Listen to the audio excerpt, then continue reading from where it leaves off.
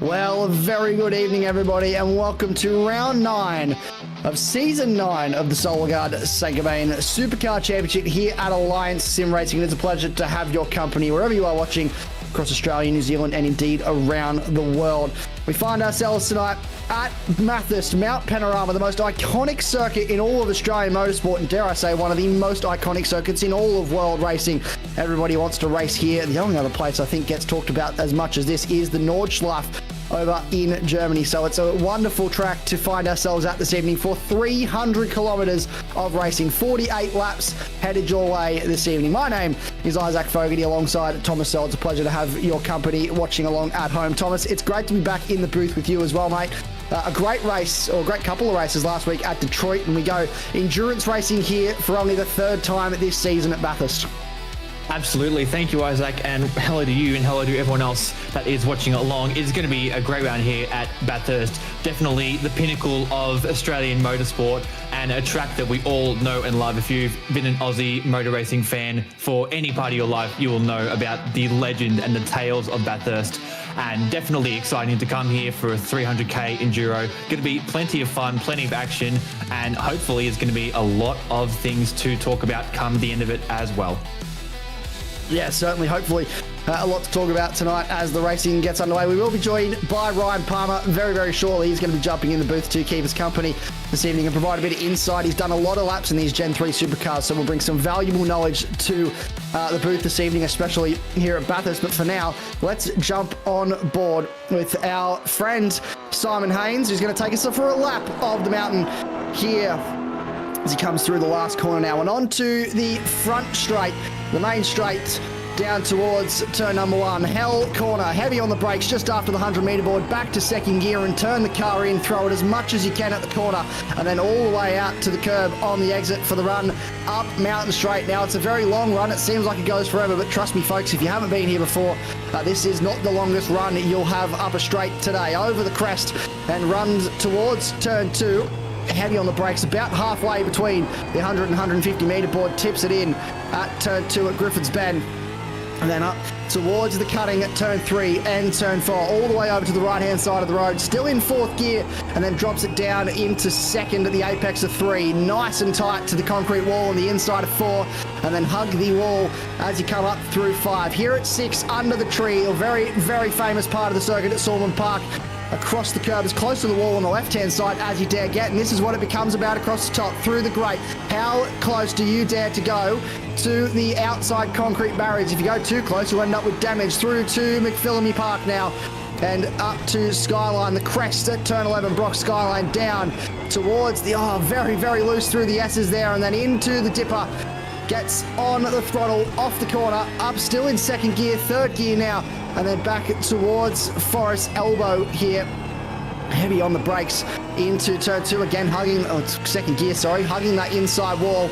And then off of Forest Elbow, down Conrod Straight, the longest straight in Australian motorsport, one of the longest straights in the world, I believe, and he's going to get up to very, very high speeds. You can see almost up to 270 k's an hour. We're going to be pushing 280 by the time we reach. There we go, 280, might even get to 280. 80 does, tips it in at the chase, heavy on the brakes, throws it in 2nd gear for the 2nd phase of this turn 21, now turn 22, and all that's left is Murray's Corner, the final turn of the circuit. You've done all the hard work, you don't want to throw it away here. Heavy on the brakes, back to 2nd gear, around 90 k's an hour to tip it in, out of the final corner and across the line under the bridge, and that is a lap of the incredibly iconic Mount Panorama, sponsored by Gard Supercar, and we thank Simon Haynes for what is a fantastic lap, and now is as good a time as ever to bring in our 3rd man in the booth, Ryan Palmer, fresh off winning a championship run.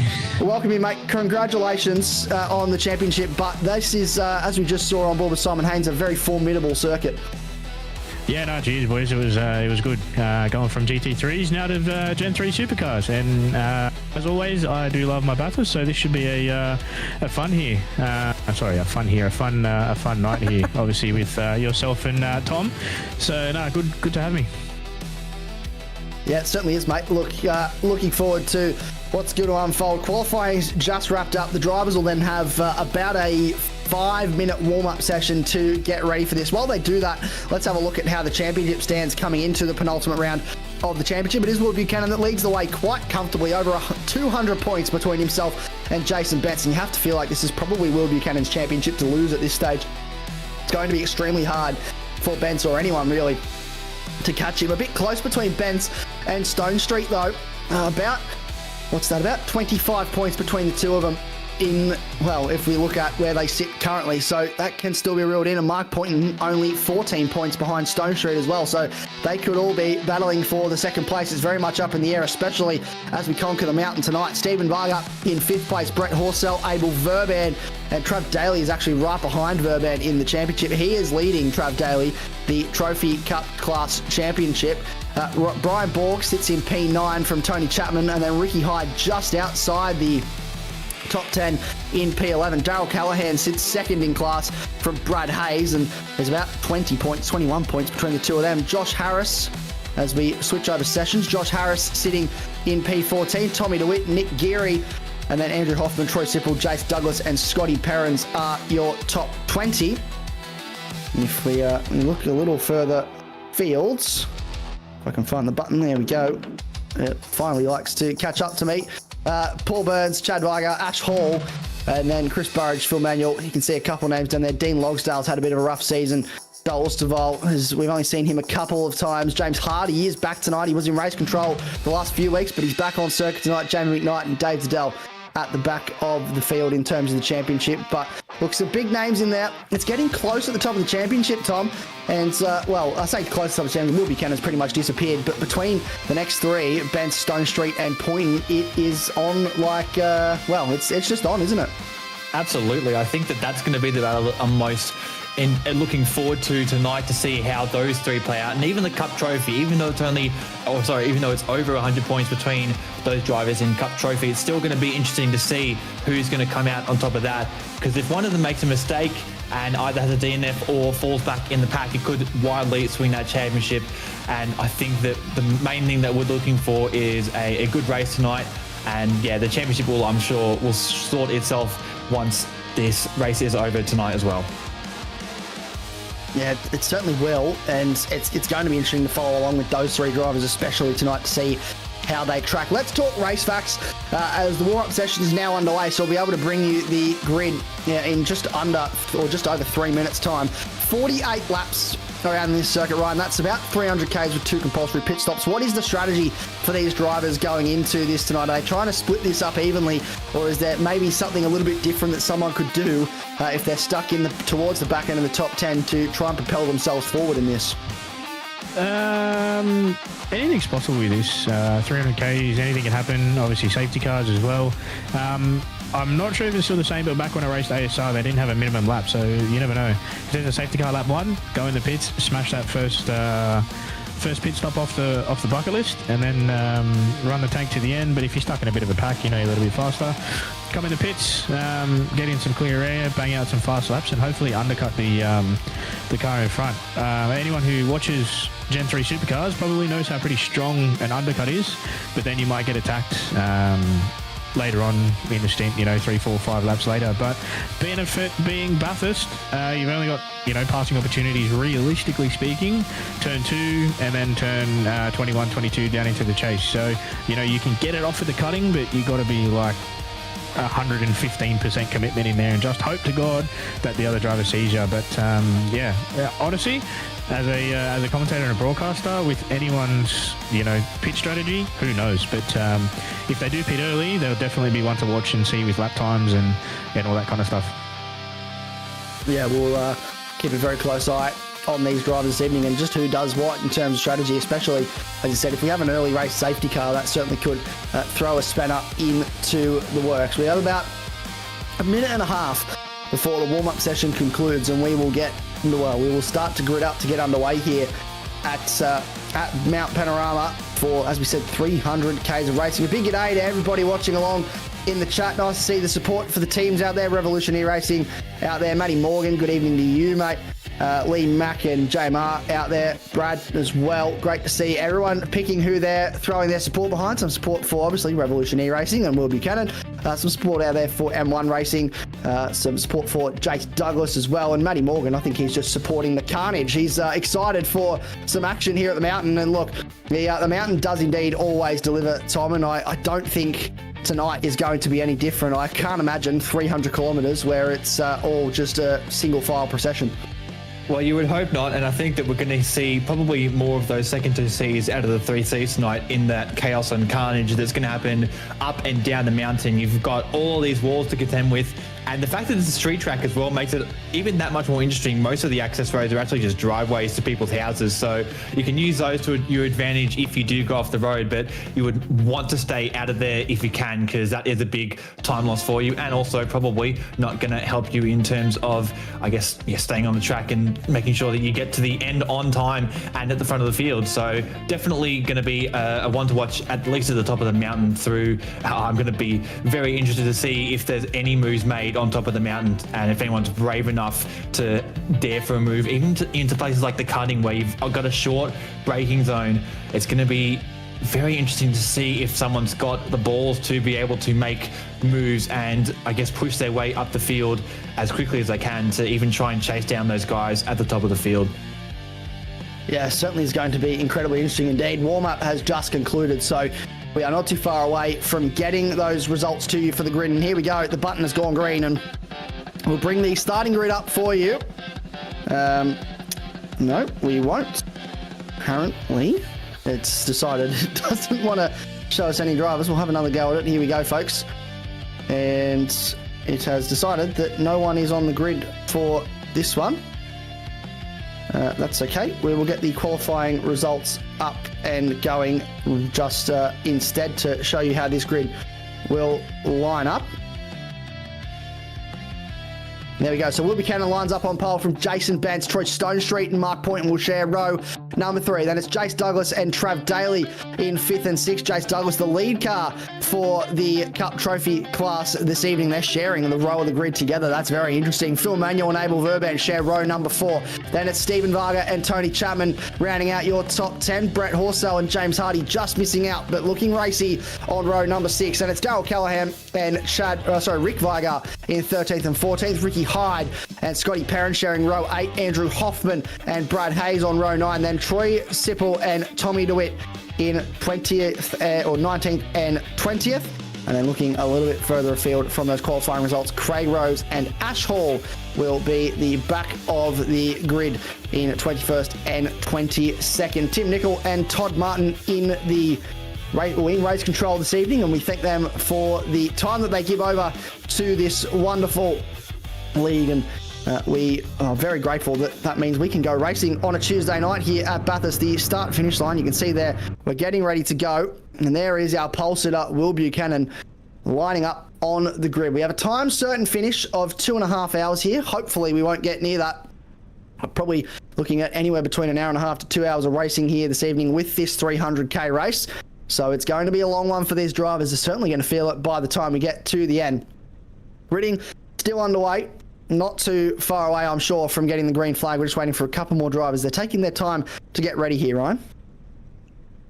Yeah, they're taking their time to get ready here, but as race control may be putting a grid timer on there, but I think everyone's just getting all their final checks over and done with, making sure they got full fuel, all that kind of stuff.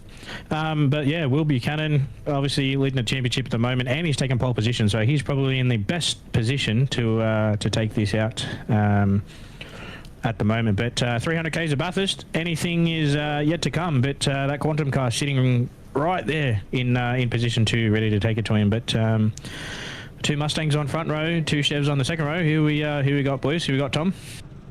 I actually think my money's on Troy Stone Street. I said it last week and he came away with a P2, so I think he's on for a good result today as well. What about you, Isaac?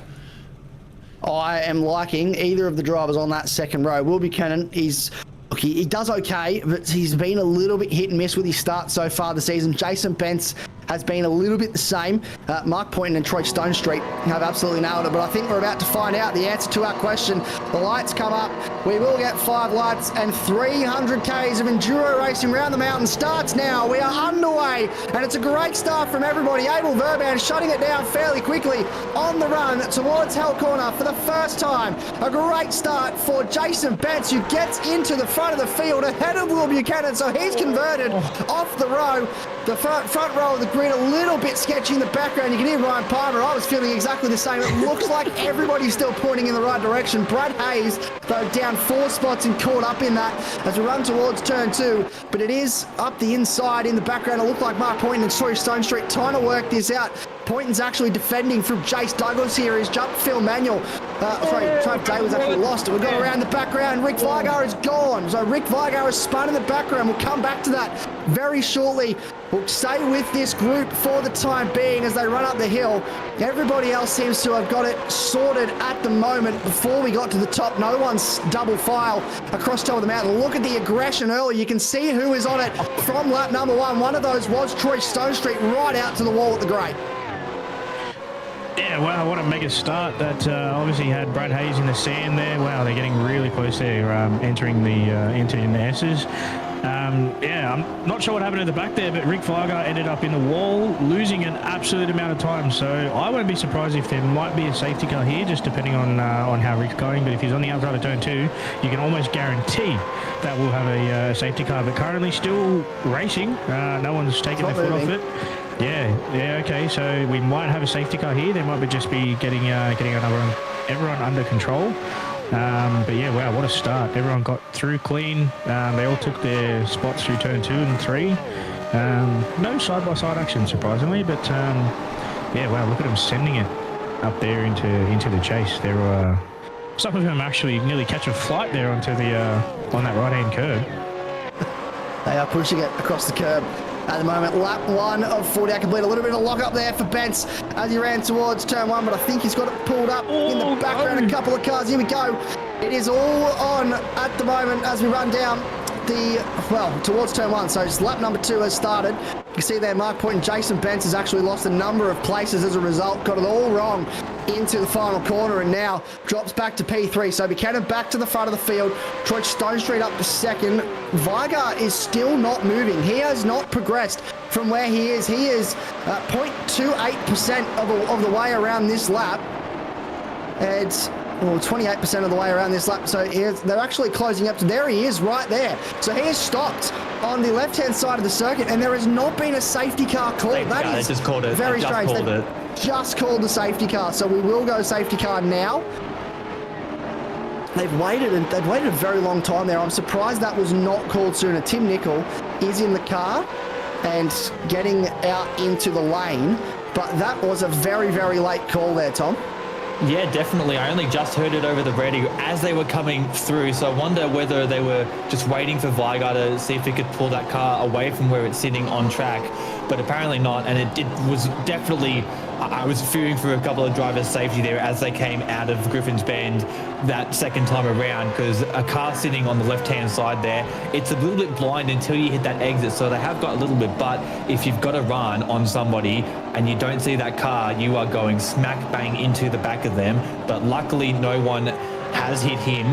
And we are under safety car, thankfully, and field will be neutralised. But I think we'll just go back to, just talking about the start, Buchanan got a slightly worse start than Bent, and then Bent threw it away at the final corner at the exit of lap 1. So Buchanan somehow leads this race over Troy Stonestreet, who was my pick at the start of the race. So that's your top 2. Bent has managed to keep P3. And Poynton's still there in P4, so hopefully we'll get the safety car done soon. We have a couple of guys coming into the pit lane. All of the top 4 Watch coming the field. The whole field will more than likely pit. If anything, we may see 1 or 2, but yeah, I reckon.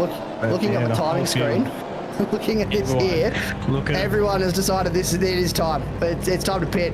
And understandably, they're going to get this stop out of the way early. Will Buchanan leading this race. We will get onto that Revolutionary Racing and try and get that control R sorted for you. That is on. That is a button I don't have access to, but I have I've contacted the correct people.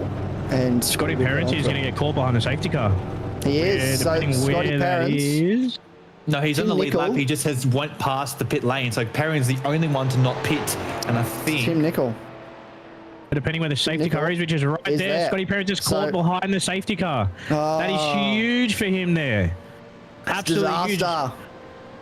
Disaster for Scotty Perrins, who is... Yeah, that is devastating for Scotty Perrins. He's going to be stuck behind the Chubby Buns safety car. And there is in behind, that's actually Rose, who is a lap down. So there's now lap traffic. Looks like Trav Daly's come out of the pit lane first. So Trav Daly is actually short-stopped it. Everyone else stopped for about 27 seconds. He only stopped for 15. So Trav Daly has done the splash and dash, the underfill, and has jumped everybody. He's going to pay for that later on, but he has just underfilled that car for about 12 seconds difference, and that has put him in the effective race lead once Scotty Perrins does come in to get that damage repaired. And I believe it's actually Troy Sipple that is the next car in the queue that's a lap down. So once he's out of the way, Trav Daly is leading this race.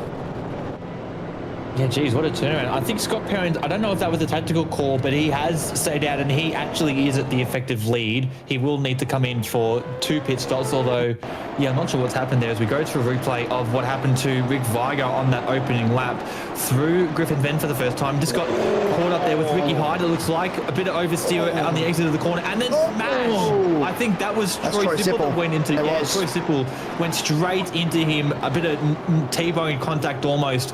And then I think they've all tried to get going again, but Vigar is just, unfortunately, I think his motor might be a little bit shot there and unfortunately cannot go. But a bunch of quantum racing cars in the mix there as well, as the overhead view will tell us a bit of a better story as, yeah, just side-to-side contact, oversteered twice, once to the inside and once to the outside. Bang. And yeah, just smash into the front of the car. That car is not looking healthy. Hopefully he can get back out onto track though and can continue to circuit around though. Actually, he comes out of the pit lane now, does Rick Viger, so he's back out on track, albeit will be a lap down to everyone else. Yeah, the grey liveries, folks, that's just we're doing a refresh of the software, so do not panic. The liveries will return shortly once Trading Paints reboots itself, and there we go. Everybody coming back online. So the latest livery that is applied to these cars will now be updated. So as long as everybody has their livery applied correctly, they should show up on the screen. A couple of retro liveries out there, as we were discussing. There was a really nice retro livery. I'm trying to remember who it was. It's Andrew Hoffman, actually, I believe. I want to give a bit of airtime to this while we are on the safety car. This thing looks fantastic. We'll go with a bit of TV1 here and look at this. This car looks... I think this... If this race was decided by the best looking car on the grid, I think this car wins. I think it's pretty reminiscent of the 34 car that's going to be used at Bathurst this year from GRM. So definitely a good throwback livery. And sorry, I interrupted you, Ryan, but yeah, definitely a good livery. And yeah, if you want to say something about that car, I mean, absolutely stunning from my point of view. Yeah, no, that's a phenomenal looking livery there, and as you said, yeah, touching base on that 34 being run by Nathan Hearn and James Moffat in Gary Rogers' honour, because obviously, you know, he wanted to get Nathan Hearn on the grid a couple of years ago, and unfortunately his licensing wasn't up to spec. So good to see Nathan Hearn on the grid for this year, but no, that's a top job livery. And do we have another lap car coming through? I'm not totally sure there, but... work out if we do. Rick Vigar is a lap down, but I would imagine he probably won't unlap himself unless they're going to let him. No, but typically, you know, he's sitting at the back of the grid there. No, I think they're just in... If anything, there's going to be one maybe coming through, but not I don't see sure. anybody. The only car on our timing that is a lap down is Rick Vigar, and I'm pretty sure the rule is that ASR, if you cause a safety car, you cannot unlap yourself on that same safety car period. You have to wait for the next safety car period to not be a lap down. And Rick Vigar, who is at the back of the train, will have to sit and wait and hope there is another safety car. So the safety car is actually pulling away, which means we are about to go green here. And I would imagine if I'm Scott Perrins, I'm diving straight into the lane here. I know it's going to put him to the back of the field, but that car is looking worse for wear, and I would imagine he will not stay out much longer than this restart. But they're coming to the chase under the control of Scotty Perrins, and it'll be up to him to decide when they go once the green flag call is made. Tim Nicol is in the lane, so it'll be whenever Scotty Perrins is ready. We're still waiting for him to pick up that throttle. Is he going to wait until he pulls into the pits? This could be the play here from Scotty Perrins, just to not call. No, he's going to stay out, so he will push on. He will take the green flag. It looks like he will take it from the last corner. He's going to hold it a little bit longer. Gets on it right now, and there we go. So we are underway. A restart number 1. Oh, and in the wall, Will Buchanan straight away. Massive help from Jason Betts there. Contact on the restart, and a massive moment in this race. Will Buchanan fed into the wall on the restart at the final corner as they crossed the line pretty much. Jason Betts was the other car involved in that. Will Buchanan has dropped to 8th. Jason Betts down to 9th. It's absolutely opened the door for Scotty Perrins and Trav Daly to disappear in the distance. Troy Stone Street into 4th, and then Jace Douglas, Phil Manuel and Mark Pointer side by side. Up the inside goes Trav Daly, and this is getting very racy at the front now. Trav Daly in the lead of this race. Mark Pointon has lost a spot to Phil Manuel in the chaos, but Will Buchanan now down to 9th, so swap places with Jason Betts. There has to be some sort of damage on that car, Tom. There's absolutely. I'm looking at the front bumper now, and I can't even see one. The entire front nose of the car is gone, and even a bit of damage to the front hood as well. I wouldn't be surprised if there's even a little bit of engine damage. You can see there on the pictures, it's definitely not a good look at the front of Will Buchanan's car. He might try to come into the pits as early as he can. He's already taken one of those compulsory pit stops, but you cannot go 45 more laps on a single tank of fuel around here, so he's going to have to brave it out for at least another 20 laps, I would assume, before we can come back into the pits, as we've got a couple of lockups through the dipper. But Trav Daly's managed to put a lead out on Troy Stone Street to about a second and a half, as Scotty Perrin back behind now in P3, and he's backing up the pack like no tomorrow and letting the front two just go straight away. And Trav Daly, one of the Cup Trophy drivers, is leading this race. How about that? And he's leading it pretty much on merit as well. Keep in mind, he did have a much shorter stop. Jace Douglas is now going to find his way past Scotty Perrins to make it 2 Trophy Cup class drivers in the top 3. So that is fantastic. Phil Manuel lurking in the background. A massive lock up there for Scotty Perrins as he pull it up around the outside. You can see there's a number of cars that have arrived very quickly onto the scene. Scotty Perrins struggling to get a grip on this car, and he's actually stranded Will Buchanan straight into the lane, so he's going to waste no time in getting that repaired. Jason Betts is now right in behind Scotty Perrins, going to open the door to try and go past and move forward. You can see Scotty Perrins is really walking wounded right now, but it is all unfolding here at the mountain. Will Buchanan does not, we were talking about this off air just before we started, Tom, as well. Will Buchanan does not have a good track record in the Enduros this season. We've had 2 Enduros already, one at Phillip Island, one at Sandown. Will Buchanan finished 5th and 3rd. He's had 9 race victories so far this season, none of them coming at an Enduro event, so he has not had good luck with these longer single race evenings. And that seems to be, unfortunately, for Will Buchanan continuing this evening. There's still plenty of time to go. 43 laps left by my count, which means there is a long time for Will Buchanan to try and get back in this, but he has some work to do. Yeah, definitely. And I think that, I don't know if I've jinxed him there by talking about it pre-race, but definitely not a good start. If we can try and get a replay up of what happened to him at that restart, I don't know whether he just lost traction or whether he did get a bit of a helping hand there. That would be very handy to know. But Trav Daly on screen at the front of the field, still holding down P1, and still a second and a half between himself and Troy Stone Street. So whether he has underfilled that car, I would assume, and it looks like he is taking it to the max to the guys at the front of the field, and on merit looks like he's got enough pace to stay there. As down the inside into Forest Elbow goes Jason Benz on Abel Verban there, and manages to get the move done. Down onto Conrod straight they go. He might be a little bit vulnerable here heading into the chase to Abel, and he's in the slipstream in behind. Going to be very close as they go down Conrod into the chase, using that extra bit of tarmac to the left-hand side there. Bent's a bit of the break through the middle of the chase there, but he goes deep into the corner and manages to hold on to P6 there, and he's worked his way up a little bit past Stephen Varga, past Abel Verban, up to P6 now for him, as Poynton and Phil Manuel and just in front of them battle as well. And then Scotty Perrins is into the pit lane now as we have a couple more positions trying to be made further back in the pack. I think that was, if I can get on with the camera, Brad Hayes potentially trying to go down the inside of Andrew Hoffman. He's there now on the inside heading into turn 1. It's going to be a drag race. On the brakes they go. The inside line surely will win out here. Hoffman, and looks like he's going to give up that spot and slot in behind Brad Hayes there. Good move from him as he moves up into P16. Yeah, well, what a last couple of laps there. That was crazy. Yeah, last couple of laps indeed. The timing tower back online. We've done a reset of our timing screens and also of the liveries. So any liveries that weren't updated are as updated as we can get them now. But hopefully it's all back and working for us. Brad Hayes came up with race control earlier, a 10-second penalty for car 51, which is actually Andrew Hoffman behind, for contact with Hayes on lap number 1. So something unfolded between the two of them that resulted in them actually, well, massive into the wall. It was out in the background. Looks like Ash Hall, massive hit into the wall under the tree there at 6. And that is, well, it's very easy to do in any car, but especially in a Gen 3 Supercar. He looks okay for now, pushing on. But the question will remain how much damage is on that car. Jason Bentz applying some pressure to Mark Point and Phil Manuel, looking to try and move forward. Goes down the inside at 18. Gets it done. A brilliant overtake from Jason Bentz. Textbook move from the Quantum Racing driver. And that is a lovely overtake on Mark Point. Moves back up into 5th place. I'm sure there will be a bit of an investigation into that contact with Will Buchanan that we're going to try and go back and have a look at very shortly.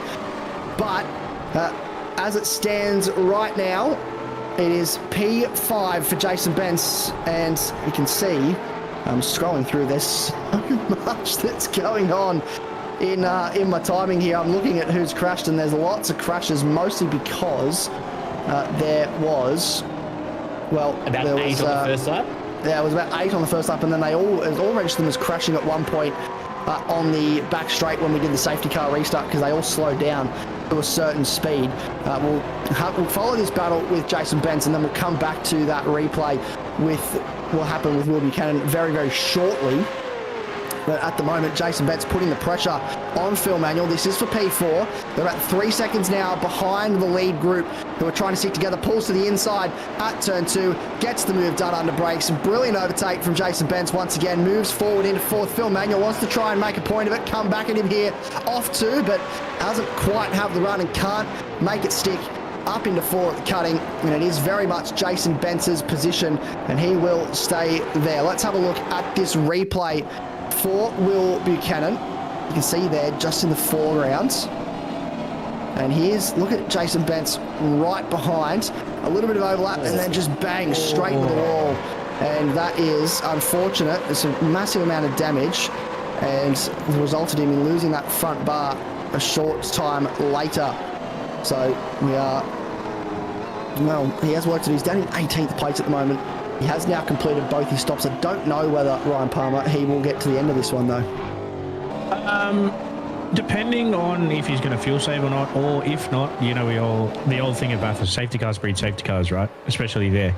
The mountain also chooses who's going to win. So Jason Bentz is making some moves back through the field, but unfortunately, history speaking, I reckon we may see a penalty come through for that, because he had a, you know, ever so slight bit of overlap, but he just fed him the fence. So a bit unfortunate there for Will Buchanan. Keep an eye on race control. We'll wait to see that come through. But we got Troy Stonetrick all over the back of Trav Daly here. The question is, how much will Trav Daly defend? He knows he's not in the same race. There he goes. He knows that his competitor behind him is Jace Douglas.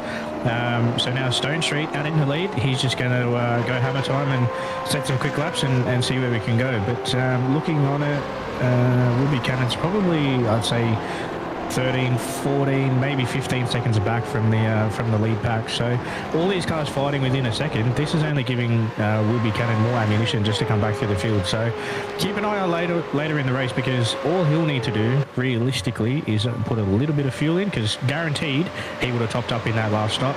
So he'll be out of sequence. So keep an eye on him in that last stop. But as we see there on that timing tower, Mark Poynton just got a position there over Phil Manuel. So wow, what a start to the race. That was absolutely incredible.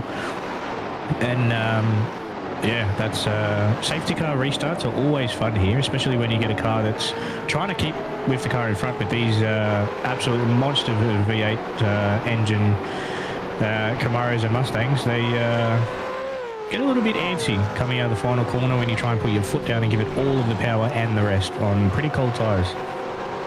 The antsy is an understatement with the behaviour. Look, there was a switch there. Phil Manuel and Mark Point that I would feel is possibly strategic given they are both for elite juiced racing cars. I am hearing that we potentially have a fixed livery for Will Buchanan now, and there you go. That is up and running and looking absolutely spectacular. So that is a very nice presented car for Will Buchanan, and glad that we could get that fixed and capture that on the broadcast because it looks fantastic. And the AITX Revolution E-Racing Ford Mustang, big Ford logo on the front, and one of the very, very nice retro liveries. Closing in on Ash Hall, doing his best to try and work his way back through this field. Revolution E-Racing saying in the chat that only a safety car can save him now. Asking how many points for a win in this race. Well, I've got two statisticians in the booth here with me, so I'll get them onto it and we'll find out. I used to know off the top of my head, but I've got so much data coming in my brain these days, I can't keep up sometimes. This is the battle not only for second place on the road, but also the Cup Trophy lead. And Trav Daly is not going to make a point of it and lets Jace Douglas go around the outside before they even get to turn one. So Daly's playing it smart here. He knows at this stage in the race, this is not where his battle lies. He's just trying to look after this car, look after these tyres, and try and extend this stint for as long as he possibly can to negate possibly having to come in and put more fuel in, or as much fuel in than everybody else. Lap 1 incident between car 14 and 87, a drive-through penalty for car 87. That is Ricky Hyde, and that will be for the contact with Rick Vigar that caused that very first safety car. So a drive-through penalty is a very, very hefty penalty, and that black flag finally comes through. But that is, for the man that sits in 13th place at the moment, that's a very hefty penalty, isn't it, Tom? Yeah, definitely. It looked a bit more incidental on the first lap than what it seemed like from race control, but I also want to point out something at the front of the field, or I guess through the majority of the field. In Will Buchanan is about 5/10 a lap quicker than Troy Stone Street further up, and I think maybe someone is stuck. Oh, it looks like Ash Hall is stuck at the Griffin's Bend. I think he might have blown a motor, and he's stuck literally in the middle of the track. Oh my goodness, that car is absolutely banged up. If we can go to him now. Oh, look at this. Right in the middle of the track at Griffin's Bend. This is surely going to be another safety car. This is the last place you want to be. This is dangerous. Where are the leaders? The leaders are coming in towards the back end of the circuit now as they run down Conrod. So they have called the safety car straight away. Tim Nicol is on the way out. And that is smart because that car is in a very, very dangerous position. If we go back and have a look at Ash Hall here, that's the chopper cam. Look at he could not be more dead center of that circuit if he tried. That is the middle of the racetrack. This looks very reminiscent of, I think it was Stephen Johnson in 2012, I believe, with all the fuel going across the track. Yep. I think that was basically the same spot that he is, and I think this is actually helping none other than Will Buchanan, because he is now going to be right at the back of this pack. Absolutely. He got the safety car that he needed, and he's going to be right back in the back here. I'm surprised Trav Daly gave up the lead as easily as he did. To win at Bathurst is a monumental thing. He might have known the race was not his to win, but I think it would have been good for him to at least try and keep the win in front of the field. Yeah, a bit of a stack up behind the safety car. I don't think they realised that the safety car was going as slow as it was. Will Buchanan's in the lane. Will Buchanan is in the lane. So this is his second pit stop. Yeah, it's his third pit stop. Third well, it's his third, but technically second. That first one was just that second one was just fast repair. True. My question for you, Ryan Palmer, because I'm just noticing this on my timing screen. Ricky Hyde is into the lane. You'll have to refresh me here. I don't think you were in the past able to serve a drive-through under safety car.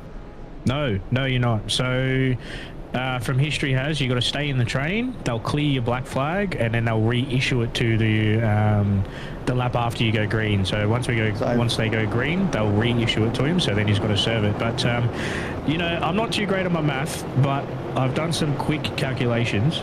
And if Jason Bence wins this race, Will Buchanan must finish 30th or better. So 31st, he loses. 30th, he wins. So, yeah, so if Jason Bence gets 300 points for this win, he'll be on 21.49. And then the only thing that Will Buchanan needs to do is score 96 points or more, which is, as per their points table per round in the rules and regulations here at ASR, 30th place gets 99 and 31st gets 93. So he must finish anything better than 31st. Whoa! To win the championship. Sorry to come in over the top of you there, why? Ryan. That was very interesting information. We'll circle back to that in just a moment. This is what happened to Ash Hall, and we just saw it on the replay. Watch this heavy hit. He comes in, gets it wrong, into the tyre barrier, misses the tyre barrier, and finds the concrete wall that absolutely destroys the front end of that car. Just one more time for good measure in Chopper Cam, if you don't mind, might have a look at this, because that is the biggest shunt I have seen so far this evening. There's Will Buchanan. Marshall has to be on the outside, gets on the grass a little bit there, locks it up, clips the wall, bang! Tears the front off it. That is a major hit and heavy. I think if that was anything but sim racing, that car would be a write-off. And the rest. Obviously, we saw at the Bathurst 6 we had a couple of cars get caught up at the exit of turn 2 there. So, as you see, Rick Varga getting his lap back. So there is his lovely safety car that he wanted. So he'll jump back on the back in his pack. But yeah, I've never seen a car hit a concrete wall like that. That car would be written off, and that driver would more than likely be flown in a chopper to the local hospital, because that was an absolute monumental hit. So. Yeah, that was mega. It looks like he was on the wide line, but he's right front lock, so maybe he's just trying to outbrake Will by being on the outside. But racing Will Buchanan, he's a quick racer, and you're probably not going to really outbrake him. So he should be. Yeah, he's late on the brakes. You need to be on the brakes there before that 150 meter marker. So yeah, wow, that's monumental. That's crazy work. Go get the current recovery vehicles onto that one, because that was not in a good spot. So very good here by the Chubby Buns safety car getting out there, rapid response, get this field under control, because if that field was going up to there, that would have been an absolute monster of a cleanup, and God knows what could have happened. Yeah, that's exactly right. Who knows what would have happened? So, well done to Race Control and Tim Nicol in behind the wheel of the Chubby Buns safety car for calling that as quick as they did and just getting that car out there. Looking at pit stops, most drivers electing to only have served the one so far. The drivers that have served two, it says Ricky Hyde, although I believe that was his attempt to try and clear the drive-through. That I do want to just point out, Ricky Hyde actually did come in for a pit stop. He didn't serve the black flag. He did come for the pit stop.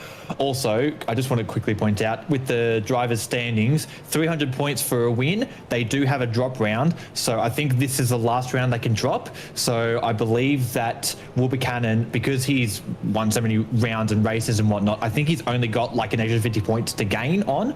So in theory, anybody who wins this race will be able to gain a bit more. I'm actually looking at Mark Poynton, because he did not participate last round. So if he wins and Buchanan comes second, I think Poynton in theory would have a better round. I'm not sure exactly how that would work, but it is still all to play for come the next round at Sandown, which will be the last round. So I just wanted to point those two things out there as we are about to come to the end of the safety car.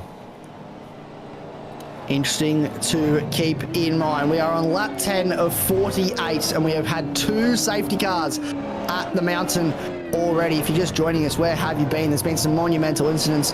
Rick Weiger and Ricky Hyde coming together, which resulted in a drive-through for him, and Ash Hall has caused this second safety car with a monumental shunt up at Griffin's Bend at turn 2. Troy Stone Street is going to lead these guys back to the green flag in just a moment. He finds the gas pedal and goes very, very early. The run towards the final corner for Troy Stone Street, and they've actually created a gap already between themselves and Trav Daly. So Daly's actually more interested in holding up Bence behind than trying to stay with this front group. And it is Troy Stone Street from Douglas, from Daly, from Bence, from Poynton. That is your top 5 at the moment. And further back in the pack, Bence is starting to put the pressure on Trav Daly. He has a run out of Hell Corner, up Mountain Straight, and this could be the moment he needs to move. Daly has decided now is the time to go defensive, holds the inside line as they run up the hill. Could Mark Poynton be a factor in this as well, but I think Bence is going to be clear before they even get to turn 2, and he is. Pulls across in front, takes the racing line, and that is P3 for Jason Bence. Trav Daly will slot back into 4, and now we'll start to feel the pressure from Mark Poynton. Yeah, wow, what a restart there. That was a very early going, getting a little bit of gap there. It looks like they caught the rest of the field sleeping. As we can see here, Race Control's reissued that black flag to Ricky Hyde, so he'll probably serve that in. He must serve that in the next 2 or 3 laps, otherwise he'll get disqualified. So, but Will Buchanan up into 16th, 3/10 back from the car in front, served both his pit stops, so he's done his pit stops, and he guaranteed would have filled up on that last stop. The question is, can he get, I think it was about 39 laps, if not maybe less, out of that tank? So that's going to be questionable. But this next safety car, if there is one, not trying to put the commentator curse on there, all he'll need to do, realistically speaking, put a bit of a splash and dash, chuck some tyres on, and then send it to the end. So keep an eye on Will towards the back end of this race. But at the moment, Jason Bence, wow, he's made some moves. And as we say that, Will Buchanan's making a move on DeWitt here down Conrod. He'll more than likely get that done before the chase. Done. There it is. Yep. There's another position there for Will Buchanan. So that lovely looking AEITX Revolution Esports Mustang. But we go back to the front here. We got Mark Poynton, Phil Manuel right behind him, Trav Daly, Jason Bence, and Jace Douglas has actually taken the lead in the Cup Trophy off Trav Daly too. He has, yeah. So that was before that safety car period. We saw Daly not put up too much of a fight with Douglas at that stage. Whether that comes back later, we'll wait and see. Ricky Hyde is in the lane to serve his drive-through penalty. Revolution iRacing saying in the chat that we need a HIA for Ashall, probably a grade 2 at least, at minimum. We'll have to go and hopefully he's doing okay. He looks like he's back out there now and rolling around, and he is. So great to see him back out on circuit. That car is fixed. That's the beauty of fast repair, isn't it? Just press a button and it's all fine and dandy once again. Trav Daly is putting the brakes on though here. Bence is pulling away by about 2 seconds and trying to stay with Douglas and Stone Street at the front of the field, and Poynton and Manuel will want to try and clear Daly as quickly as possible. Daly's only interested in really running his own race here, doesn't want to think too hard about trying to keep up with everybody in front of him. Tommy's just doing his own lap times, doing his own thing, and Poynton and Manuel, they won't want to get caught up behind that. They'll need to clear him fairly quickly. Yeah, I think Trav Daly's still got the issue of points in his mind, though. He still needs a decent chunk to keep this lead going into the last round at... It's not Sandown, is it? It's where are we at next week? It's not Sandown. I've forgotten where... Adelaide it is, yeah. So next week at Adelaide, Trav Daly still needs a bit of a cushion going there, and still needs to try and get ahead if it was... Yeah, go on. Sorry to interrupt. I've just had, and we'll put it up again on the screen for you folks, big news. A drive-through penalty for Jason Bence for that contact with Will Buchanan all the way back on that first safety car restart. So it's taken Race Control a little while to deliberate over that one, but that is a huge penalty for Bence. He will have to tour the pit lane. We just gave him his flowers for jumping up all the way back to P3 and looking quick, and now he's going to have to tour the pit lane, which will set him back massively. This could put him to the rear of the field. Well, definitely put him to the rear of the field. I think most of cars are within about 25 seconds back to Rick Feigar, so he'll almost definitely lose all of those spots and have to redo all the work that he's done so far, and will probably give Will Buchanan a good chance at getting further up as well, as he's up into P13 now and only 12 seconds off the lead of Troy Stone Street.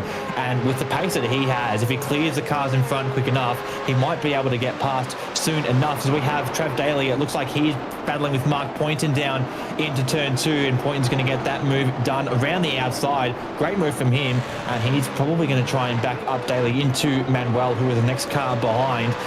Maybe not through the top of the mountain, that's a bit risky through there, but Manuel did get close there through the cutting though. It's close quarters racing between the top 5 here, or for the cars in the top 5, and it's definitely all going to heat up from here, I'm sure. Certainly starting to heat up. Let's go back and have a look. Brad Hayes had that meatball flag just before we jump to that overtake. And we'll have a look exactly what has happened to Brad Hayes. Chubby Buns replay. Thinking about loading in and then not quite doing it. We'll give it another go here, folks, as to what happened. Here we go. This is Brad Hayes up towards Skyline now on the brakes. Gets it all crossed up. Massive slide, huge into the wall, and then gets a helping hand from Will Buchanan, who had nowhere to go.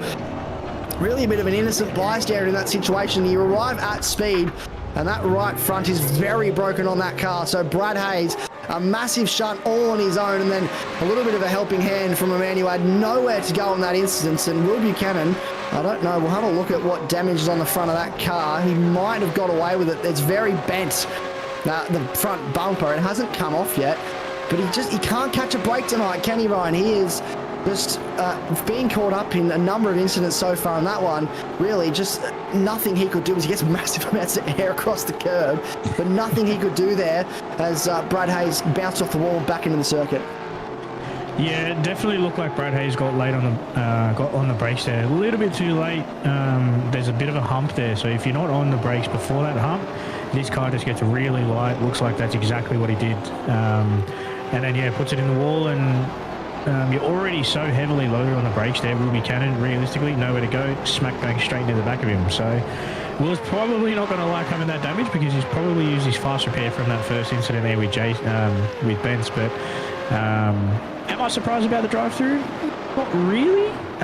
There was definitely worthy of a penalty, but drive-through probably a little bit harsh. But that's race control doing their good job over here at ASR. But got some lovely looking cars here. So, but yeah, no, that's Will's just got to really stay out, kind of deal with that damage. It's not too bad from the looks of things, so still keeping up there. But the main thing is his championship rival, and his closest one in Jason Benz, is now behind him. So we'll keep an eye on that till the end of the race here. But not much else happening here. I'm just kind of in a rhythm, probably heading towards their second and last pit stop. Thinking about it, probably in the next, I'd say 10-15 laps, maybe 20, depending on how fresh you want tyres to be in that last stint. So the fresh tyres can absolutely mean anywhere up to probably 1.5, maybe 2 seconds here if you can get a handle on them. So we might see some guys do a late pit stop, but long pit lane here, so unless there's a safety car, who knows at this point. Who knows indeed what could happen. We are only 14 laps out of 48, so barely scratched the surface of what is yet to unfold here at the mountain. Trav Daly is putting the pressure on Phil Manuel. He lost that spot a few laps ago and is keen to try and get it back. Look at Stephen Varga and the rate that he is closing into the chase. Massive braking zone, and all of a sudden there's a nice little battle here forming up behind Trav Daly, who's trying to stay with Phil Manuel but now has to keep one eye on the cars behind because Stephen Varga has arrived at a great rate of knots and will begin to exercise a little bit of pressure. Once again, a big hello to everybody watching in the chat. It's great to see the discussion going on and the support thrown out there for the drivers. It's fantastic to see the support that they have both out on the circuit and with the spotters, but also for everybody watching along this evening. We hope you are enjoying the coverage wherever you are watching from. And we are looking at Stephen Varga right now, who is trying to put a bit of pressure here on Trav Daly. Trav Daly has opened that gap up ever so slightly at the beginning of this lap. Abel Verban and Brett Horsell also in behind a little bit of part of this as well. Ash Hall now has another meatball flag, so something has happened once again to Ash Hall. And he's going very, very slowly across the top of the hill. Keep in mind, he is 55% of the way through the lap. Troy Stone Street, 44% of the way through the lap. This could be a little bit awkward if Stone Street gets to him before they get to Conrod Straight. If he can get to Conrod here, Ash Hall, they might get away with it. But if he catches him before then, this could be slightly awkward. Ash Hall coming out onto Forest Elbow now and should be okay. But that is massive amounts of damage on that car. And we'll go back and try and find out what has happened. They actually don't have a crash registered here for Ash Hall, so that is interesting to note that there is he does have an off-track register. We'll see if this might tell the story for Ash Hall. Coming up towards turn 6, a bit of understeer there at and then catches it, but then massive hit into the wall. So caught it to avoid going to the wall at 6, and that's broken it. Look at the right-hand front as it rolls past here. That is about as broken as the right-hand front can get. He's plucked the corner off that, and no wonder he has a meatball flag and is rolling very slowly, because that is a huge hit into the outside wall, Tom. Absolutely, and he was just crawling down through the chase now. He's actually on the grass trying to get out of everyone's way. He's actually done so quite well and managed not to get in the way of anyone. So very well done to Ash Hall there. But I think that may be his race, unfortunately, over. 2 knocks to the front end. I don't know if he'd be rethinking his life choices right now after basically 2 written off cars. Thank goodness it is only a game and not real life. But yeah, unfortunate there for Ash Hall. He dives to the left-hand side and into the pit lane for what probably will be his last pit stop of the race, I would think, and maybe unfortunately, will be a DNF in this one. But look, we've got a lot of the rest of the race to go, so who knows what will happen as this battle at the front has turned into a 5-car pack, it looks like. Phil Manuel's just trying to extend the legs a little bit over Drav Daly, who's actually gained a bit of space between himself and Stephen Varga, Verben and Brett Horsell, who started outside the top 10, now up there in the top 8, trying to chase down Verben and Varga, trying to get high up in that Player 1 Racing livery as they head over the top of the mountain. A very cool place to watch the cars go by through the grate. It's always amazing to see how close they get to the walls, especially even to the entry here into McPhillamy, all the way up on the inside curb, even maybe touch the outside just a little bit, slot back to the left and then down through the S's. This is a beautiful piece of racetrack, isn't it, Ryan?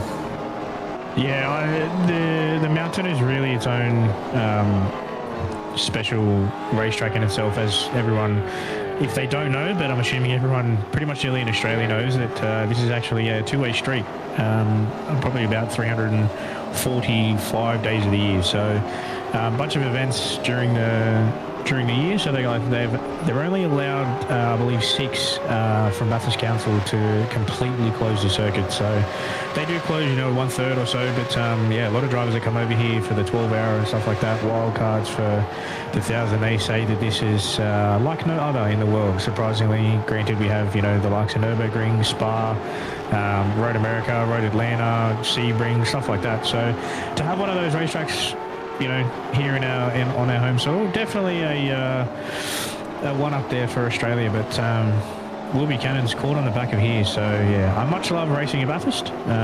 So we'll wait and see.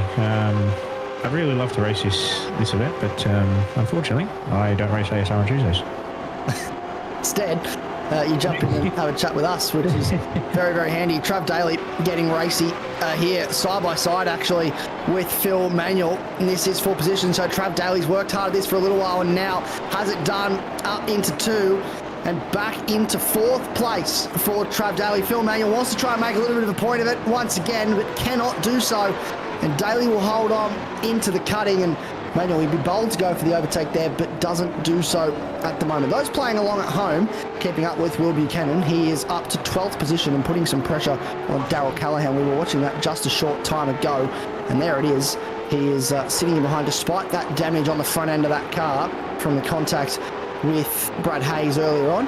He is really hasn't slowed him down at the moment. There's been a bit of chat in the stream as to whether he's kicked a black cat, and I have to say I think there's a couple drivers out there tonight that might have a black cat floating around in their garages right now, because there has been some very unlucky drivers. But we do talk about, and it's almost got a spirit of its own, this place. We talk about every year when we go here for the 1,000, who will the mountain choose? And some years when it doesn't go your way, you say the mountain hasn't chosen you today. And I think at this stage, in these early stages, it certainly, unfortunately, has not chosen Will Buchanan. That could change, though, as this race unfolds. The mountain is a fickle beast and can change their minds within moments. And at this stage, he is mounting a fight back through the field. It's not over until it's over. We still have over half the race left to complete. Massive amounts of air there for Will Buchanan. He is abusing that curb on the inside in the run towards the chase at 20. And getting a massive amount of airtime, almost treating it like a curb at the Gold Coast with the way he's carrying speed across there, trying to put some pressure on Darryl Callahan and move up into 11th place.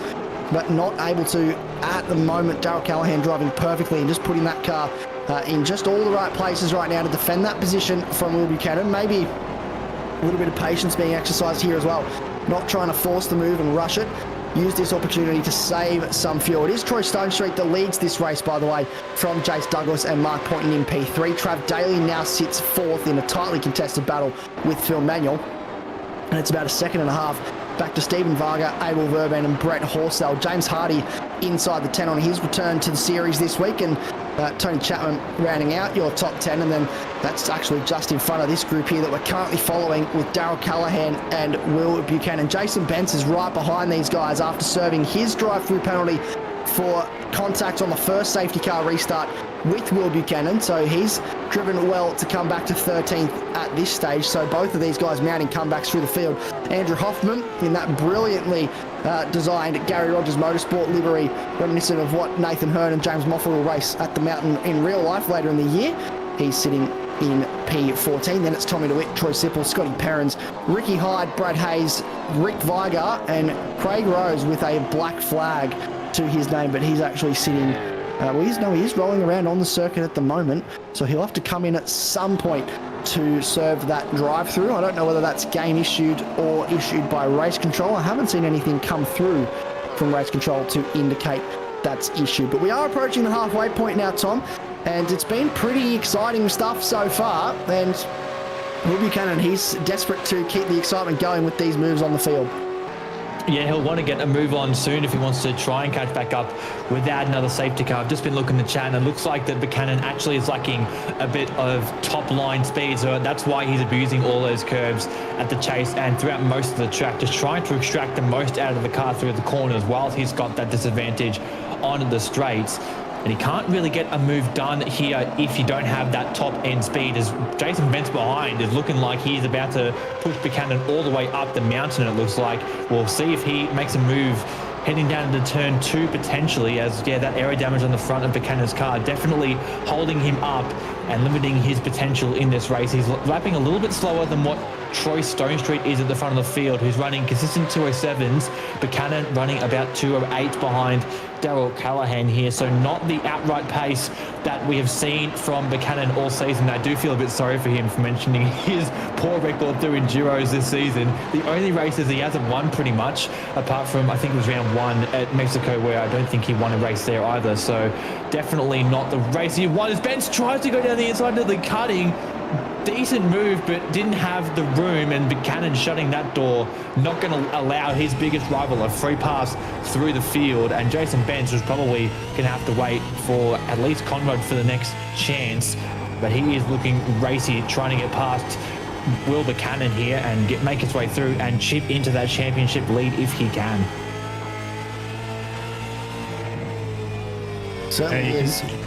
Oh, go on, Ron. Sorry about that. Yeah, you can see there Will Buchanan really on the brakes here a lot more than what Jason is. Just trying to get that front turned in, obviously because of that front end damage. So Bentz is probably going to have the legs on him down the straight here. You can see him really trying to get that time. Oh, Bentz just clips that inside wall. He's got damage there. Surely that's got to be either front left damage, or now he's got some sort of damage after hitting that wall. But oh my lord, that was so close on that left-hand side. He tried to follow Will Buchanan through, but unfortunately misjudged it. Wow, he's really got away with that with no damage on that car. So no steering damage, and yeah, wow, that was mega. Looks like he just tried to, as I said, follow Will. Oh yeah, scrapes that wall and then gets that wall.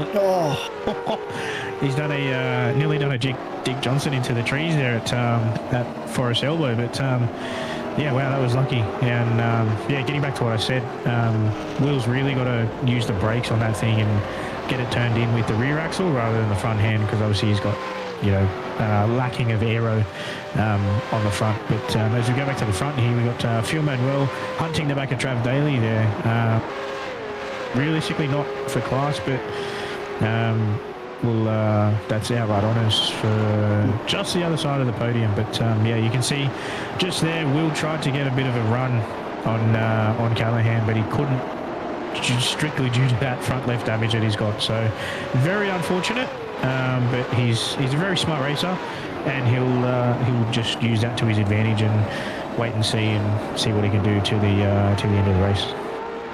Yeah, and it's all these minor adjustments you have to make behind the wheels of these things. As soon as there's a little bit of damage, you just have to think a little bit differently about how you drive the car. You have to shift your mindset and the way that you were driving it before that incident, or before you had that bent piece of body damage. Really just, you have to, as you said, think about adjusting and making sure that you're maximising different areas to make up for the fact that you are losing, in this case for Will Buchanan, straight line speed. He is pushing hard though at the moment to catch back up, well, to the front of this field and doing the work. He's been stuck behind Darryl Callahan for a couple of laps now, just not able to get past. Here's Jason Bence once again all the way back to the rear end of Will Buchanan. Just shows the pace that Bence has. He does have the fastest lap of the race to his name, although they are lapping well away from that, about 3 seconds slower than the fastest lap. It was a 2:06.5, the fastest lap. They did a 2:09.6 on the previous, so they are a fair way away from where they would probably like to be in terms of outright race pace. Look at Bence under brakes. So much more speed carried into that corner than Will Buchanan. I thought that was about to end in tears for sure. Here we go. Will Buchanan looks to the outside into the final corner. Deep under brakes. He's going to have to be, as you said, very brave here around the outside. Jason Bence looking to get a part of this. They're still side by side off the corner. Bence wants to go in behind. Will Buchanan has finally got in front of Darryl Callahan. He's going to have to defend though. Into turn one, Callahan is going to be side by side up the inside with Jason Bence. They're going to remain so off the exit of one. Will Buchanan is clear out in front. Will struggle for top line speed here, so look for Bence behind to try and capitalise in the slipstream. They're both clear of Darryl Callahan now. They've done it in the space of about 2 corners. Callahan shows the nose. Bence gets a little bit aggressive to show the nose as well on Buchanan. Buchanan, though, not phased even in the slightest, holds the position and should do across the top of the mountain here, providing there's no major issues for him. And I certainly don't want to jinx him, so I'll touch a bit of wood there to make sure that I don't. But it's now going to be, once again, picking up where they left off not too long ago. Bence versus Buchanan, this time for 11th place. Tom? It's only been, 20 laps or 18 laps since they last got together. We hope they don't do that again, but it's going to be on between these two at the top of the mountain. Bence has a run. Into McPhillamy, going to hit the back of Buchanan just slightly, make him aware that he's there. Trying to go down on the outside of Skyline into the S's. He brakes early, doesn't think or thinks better of it. Probably a good idea. Very difficult to squeeze 2 cars side by side through there. Very grip limited on the brakes, as we saw earlier on in the race with that incident between Buchanan and Hayes, as they were very limited through the S's. But they get through Forest Elbow nice and clean, and Jason Bence is going to have that straight line advantage all the way down here into the chase. We'll see if he can make use of that, as he's right there in the slipstream of Buchanan, and already you can almost see how much extra pace there is on that Quantum Racing car. Will Buchanan cannot do anything about it. He's on the outside for the chase. Bence goes through. Using all the curb, though, is Buchanan. He's going to try and keep the move as long as he can. Bence goes deep into the chase, though, so Buchanan's going to come back through on the outside of the exit. They're side by side, heading down into Murray's corner. We'll see you counted on top here. Bence still got that little bit of straight line speed. He's got the outside line as well for this last corner. Buchanan going to try and squeeze them all the way out there. Oh, again! And Bence done it again! They've done it again! They've done it again! It's going to go through again! He can't get it done at Buchanan, but wow, what a battle between them, and they nearly get to it again. Jeez, they cannot be separated, literally or figuratively. It is deja vu for Jason Bence and Will Buchanan at the final corner. There was no safety car restart that was required this time to allow it to happen. Bence is going to go up the inside of Callahan into turn 2, and the elbows are well and truly out. The red mist has descended over Will Buchanan and Jason Bence, and it doesn't matter whether it's for first on the road or 11th on the road. They're going to put all of their effort into it. They are pushing each other around this circuit at the moment. There is nothing left between the two of them. They are absolutely sending it, and we'll get a replay of that really quick as we run across the top of the mountain. Just watch this. This is the whole sequence. So into Conrod, Will Buchanan overtaken by Jason Bence, uses so much curb there into the chase to try and get it pulled up. through the kink and then drives off the corner. Bence runs wide. This opens the door for Buchanan to come back through. They are side by side at this point. A little bit of a touch towards the final corner. Look at Callahan in the background just watching this unfold. They rub again twice on the run into the final corner. Squeezes him as wide as possible. Runs him a little bit out of road. Pushes him to the wall and manages to catch it this time. So not quite a carbon copy of what we saw unfold at that safety car restart, but still equally as aggressive between these two. There certainly is no love lost as it stands at the moment. Down Conrod straight once again. You have to feel that Jason Bence has got superior straight line speed here. The rate in which he is closing, he will look for a move under brakes here. Buchanan's going to try and go defensive, hold the inside line. He sits it just to the outside of the road. Bence thinks about it, shows the nose, but he's not deep enough under brakes on this occasion to get anything done. Will Buchanan holds on, but will Bence go for the move into the final corner?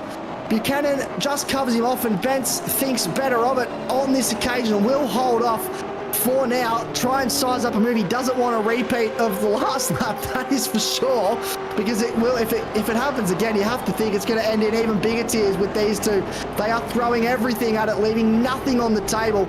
And off of the first corner, hell corner, I don't think Bence got the drive he was quite hoping for. The straight line speed difference, as we have said on numerous occasions, will be there for Bence, but he's going to have to do it the long way around if he wants to try and get it done. The inside defender for Will Buchanan into turn 2. Deep under brakes, carries a lot of speed, but gets it pulled up to the apex and holds the position as it stands. Jason Bence, Will Buchanan, so close to the wall. This is first and second in the championship. It's the battle of the Titans at the moment. Geez, they also, just while we were watching the replay last lap, they went side by side through McPhillamy and somehow managed to escape through unscathed. That's how intense this battle is, and I would not hold it against them to see if they do it again this time. I think Benson's a bit further behind though, so no such like it might look like, although he is very close. Gonna try the move into McPhillamy. It's so close between them. Gives Buchanan the touch up as they run down into Skyline. Oh my goodness, I don't think you could get any closer between drivers and cars.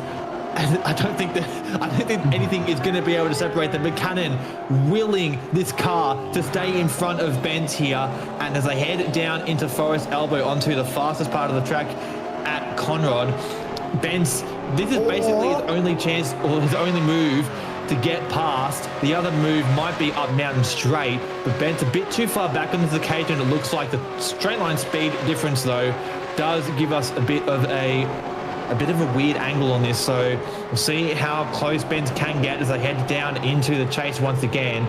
No chance on this occasion, but it'll look for it once again out on the exit. Down to the final corner, you would think that they've learned their lesson and that they're not going to go for it again. Side by side through there generally hasn't worked well for them, and they do sit nose to tail through that last corner. And Bence a little bit squirrely on exit, so turn 1's not going to be any good to him on this occasion either. He's really wanting to get past Buchanan here if he wants to get further ahead, as we have got, there's a second and a half between Buchanan and Tony Chapman ahead. So if Bence wants to gain any points on Buchanan in the championship, he's going to have to get this move done sooner rather than later. And he's got, again, a run up Mountain Straight, trying to go the long way around once more. Buchanan late on the brakes though through turn 2 here though, but they're going to go side by side. Very close quarters between them. Buchanan still has enough aero, even with that damaged front bumper, to keep the position over Bence here, and they're going to go and do battle once again up to the mountain. Cutting locked up and ran into the back of Buchanan, so front and rear bumpers are going broken here, and that balance on Buchanan's car, I'm unsure how he's holding that thing through all these high-speed corners and how that car hasn't overseed into the wall yet. But Bence really trying to put the fight to him, and even trying to go so far as to do as much bump and runs basically to try and get ahead of Buchanan here, as he looks right at the back of Buchanan. A little bit of touch up again. Oh my God. The wall goes Buchanan. Bence doing everything that he can, even pushing so far as to smack the walls on his way down the mountain. There is not much more that he can do to try and get past Will Buchanan here. Oh my goodness. Ryan Palmer, do you think this is going to end good or bad? What do you think is going to happen as they head down Conrod once again? I have no idea. My heart's racing and I'm not even in the car. I can't even think what Benz's and Buchanan's heart's like, let alone Daryl Callahan behind these two, seeing this go on. But this is giving me very 2015 Jamie Whincup, Chaz Mostert vibes coming into the last two laps there. So, yeah, well... Oh, here we go. He It's goes on. to Deep on the defense point. again. Benz goes wide. Oh, contact! It's almost like more side-by-side contact. They continue. It's still going on here. The boys are getting the elbows out. Trav Daly's coming to the pit lane to serve another pit stop. Daryl Callahan's invited back into the party. Folks, we are only at the halfway point of this race. Lap 24 has just been completed. We are nowhere near finished here at the mountain. And these two, they're going to take this all the way to the checkered flag. Benz goes to the outside into turn one. Will Buchanan tries to hold the inside line. There's a little bit of a touch between the two of them off the corner. Benz has to drop back in behind, but he will have the pace advantage. Down mountain or up mountain straight with the compromised straight line speed. We keep touching on it for Will Buchanan. They're touching, they're more rubbing between the two of them. Buchanan's desperate to stay in front. This is hard racing between the two of them. Nothing in it. Benz will try and drive back underneath. Wow. Off to do a sideways slide. Oh my. For Buchanan, and in the end, Benz finally gets his way. Moves past. He carries a lot of speed into four. He pulls it up though. And Buchanan, he will try and stay with him, but Benz has had to work so hard for that. He's finally got it done. Buchanan will throw everything at him to try and stay there, but you have to feel that that is game, set, and match at this point in time for Jason Benz, considering the damage that Buchanan has. A light touch of the wall as they run towards McPhillamy there for Jason Benz, but you can see he's trying to open that gap out already, and once they get onto Conrod, that gap will continue to open up with the straight line speed difference that they have. But wow, what a piece of racing between those two, Ryan. I apologise for cutting you off there. It got very exciting. That was some fantastic battling and a great action-packed 4 or 5 laps. No, that was absolutely insane. But yeah, wow. I'm surprised that these two are still on the track and they're not in the wall, because the amount of times that Jason Benz had his car basically in the rear quarter there of Will Buchanan, I was expecting that both cars to be fed the fence, or something even worse happened. So Benz tucked the nose up into the chase the previous lap, and then managed to somehow not run Will on there. So it was pretty good that he seated that position there, as we see Mark Poynton and Phil Manuel into the pit lane for their second stop of this race. Lap 26 just starting now, so 25 completed. Starting lap 26, be guessing that roughly be getting about a full tank, or however much they can fill here to run to the end. So we'll wait and see on how these guys end. They'll put some fresh boots on, absolutely go hammer time, and see if they can have a bit more battles. But man, what an absolute stunner here there is. And we got everyone in the chat saying, as Jared actually saying, can tell they don't pay for the panel work, can't we? So fantastic racing there, and rest in peace to Revolution E-Racing, saying my beautiful paint job getting abused. So it's still intact. It's just got a little bit of blue and yellow on there. So maybe Jason Benz was just like, this isn't colourful enough, so might as well just add some more colours on there. But my, oh my, what an absolute phenomenal battle between these two. That was an absolute cracker of a show. It was an absolute cracker indeed, and Jared Cole getting a cheeky plug in there earlier as well, saying if this is what we can expect from the ASR Bathurst 1000 on Sunday the 27th September, it is going to be a cracker, and he is not wrong. If this is the sort of racing, because both these guys are signed up to do it, if this is the sort of racing we can expect come the Bathurst 1000 weekend, it is going to be a fiery 161 laps of Mount Panorama, 48 laps. We're not even at 48 yet. Speaking of which, we have now passed the halfway point in the race. Let's take stock of where we are at. Troy Stone Street leads this race. He hasn't got much screen time, mostly because he's been disappeared out in front and doing a phenomenal job right now. 2:07.3 on the previous lap, doing some great lap times and continuing to build a gap. Jace Douglas, who was in second, is just diving into the lane for his second stop now. Stephen Varga sitting in position number 3, Abel Verban fourth, then James Hardy, Tony Chapman, Jason Benson, Will Buchanan. That battle we were following is now 8th and 9th. Daryl Callahan in 10th from Andrew Hoffman, Tommy DeWitt, Troy Sipple, Ricky Hyde. So Troy Sipple, the first of the cars, well, Will Buchanan's actually technically the first of the cars that have completed all their required stops. He's in 9th, but will need to stop again for a splash and dash. Troy Sipple's also completed his required stops, but imagine that stop coming on lap number 9. He will need to stop again. Ricky Hyde also stopping on lap number 9. Despite completing 2 stops, so we'll need to see the pit lane again at some point. The first of the drivers that have stopped and completed what we would imagine is the pit stop to get them to the end is Trav Daly in P15. He's ahead of Mark Poynton by a little bit of a healthy margin, actually, at the moment coming out of the final corner. There is about 9 seconds separating them currently, and then Mark Poynton, Phil Manuel, Scotty Perrins and Brad Hayes. Rick Weiger is a lap down still, and Craig Rose and Ash Hall have unfortunately retired from this race due to issues. Ash Hall was not having a good night, took 2 massive shunts, and that car was very much broken and bruised. Brett Horsell putting pressure on Abel Verbam for the podium. We'll keep an eye on that battle with Will Buchanan, because that has not dropped away, Tom. That is still going on as well, but we'll give a bit of airtime to this battle, which has been going on just about as long and is in a little bit of a stalemate stage right now. Brett Horsell not able to find a way past Abel Verbam. Both of these guys doing an exceptional job inside the top 10 currently as it stands, battling for the podium. They probably won't be on correction once pit stops play out, but they are doing a great job. Absolutely. Clean racing between these two. Unlike the battle between Bent and Buchanan, I'm sure this battle is going to be something for somewhere around that latter half of the top 10, I'd say for 8th or 9th position. And actually with the pit stops, Trav Daly, 10 seconds on Mark Poynton when he was behind by a couple of seconds beforehand, means that Daly's either undercut by a massive amount or is underfueled by a massive amount. So I want to see how that ends up playing out towards the end of the race, whether Trav Daly can hold on to that gap that he had over Mark Poynton, and whether or not that's going to affect the battle for the win as well. I did say that Daly, he would also like to have that overall Bathurst win under his belt, but a class win would come as a nice second. As I think that, yeah, this battle between Horsell and Verbin still continuing on. Horsell not able to get the run that he needs out of any of these corners. Verbin doing a good job to keep in front and stable in defence. Someone came into the pit. That's Jason Benson's in the pit lane now as he completes what is his second pit stop.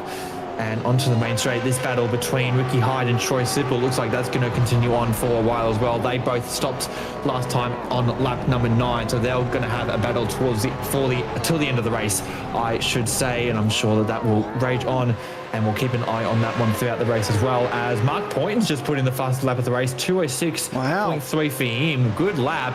And that's cut the gap down now to Jace Douglas to 8 seconds, it looks like. So lost a bit of time, actually, has Jace Douglas. He's come up behind Trav Daly. 5 seconds. Half a second. Good. Yeah, 5 seconds, actually, between Daly and Douglas there. So Daly definitely underfueled by some margin there, and he is in the box seat. He might even be the leader of the race once Troy Stonestreet comes in. That gap between Jace Douglas and Stonestreet, only about 2.5 seconds at the time of the pit stop. So Trav Daly really in the box seat here for a race win overall, and in the Cup Trophy class. That's going to be interesting come the end of the race. Just keeping in mind, though, looking at those pit times, he's only been in the lane for 22 seconds, whereas Jace Douglas and Mark Poynton were stopped for 38. So Trav Daly, on both occasions this evening for pit stops, has stopped for a lot less time than any other driver. So unless he knows something we don't, Ryan Palmer, I think there may have to be another pit stop on the horizon for that M1 racing car. Yeah, definitely. Who knows at this point with obviously these guys and how they set it up, but you would really think so. Maybe he's just trying to split it, or he knows something that we don't. But the other thing is, can they get to the end on just 2 stops? Do they need a third? As we have here, Ricky Hyde taking on Troy Sipple down Conrod, and he gets just past him into the chase here, but Sipple doesn't give up. He's still on the inside here, coming into the chase. Now he gives up. In for that 80 machine there from Ricky Hyde. We see the lead runners now pit here. So we've got Stonestreet in, Varga in, Horsell in, Hardy in, and now Sipple comes in as well. So all these guys coming in for their second stop. We're at lap 29 or 48, 28 completed. Ooh, this is going to be a spicy ending here to see the guys running long and the ones running short. So that's it's going to be interesting to see. So coming on to the end there, obviously where Trav is in relative to Stone Street. So he's 3.1 seconds as he's come out. So yeah, he's really undercut him. But yeah, as you said, he's short fueled. So I'll definitely love to know what Trav knows, because apparently it's something better than all of us do. Yeah, he certainly must either know something we don't, or has to come in again. Andrew, looking here, Andrew Rushworth asking what happened in the pit lane. I'm not quite sure, Andrew. I had a look through my events and I haven't seen anything untoward to indicate that something might have happened to anybody in that pit lane. So we'll keep an eye on it. But at the moment, I think it's just some good strategy for some of these drivers to gain track position. And Mark Poynton is now right in behind Jason Douglas. This is for, well, what will be mathematically a podium on the road. So Trav Daly is out in front in the lead of this race with a question mark over whether he can go to the end or not. Troy Stone Street is in second and will inherit that lead if Trav Daly does find himself in the lane, or he catches Trav Daly, one of the two. We'll wait and see what happens.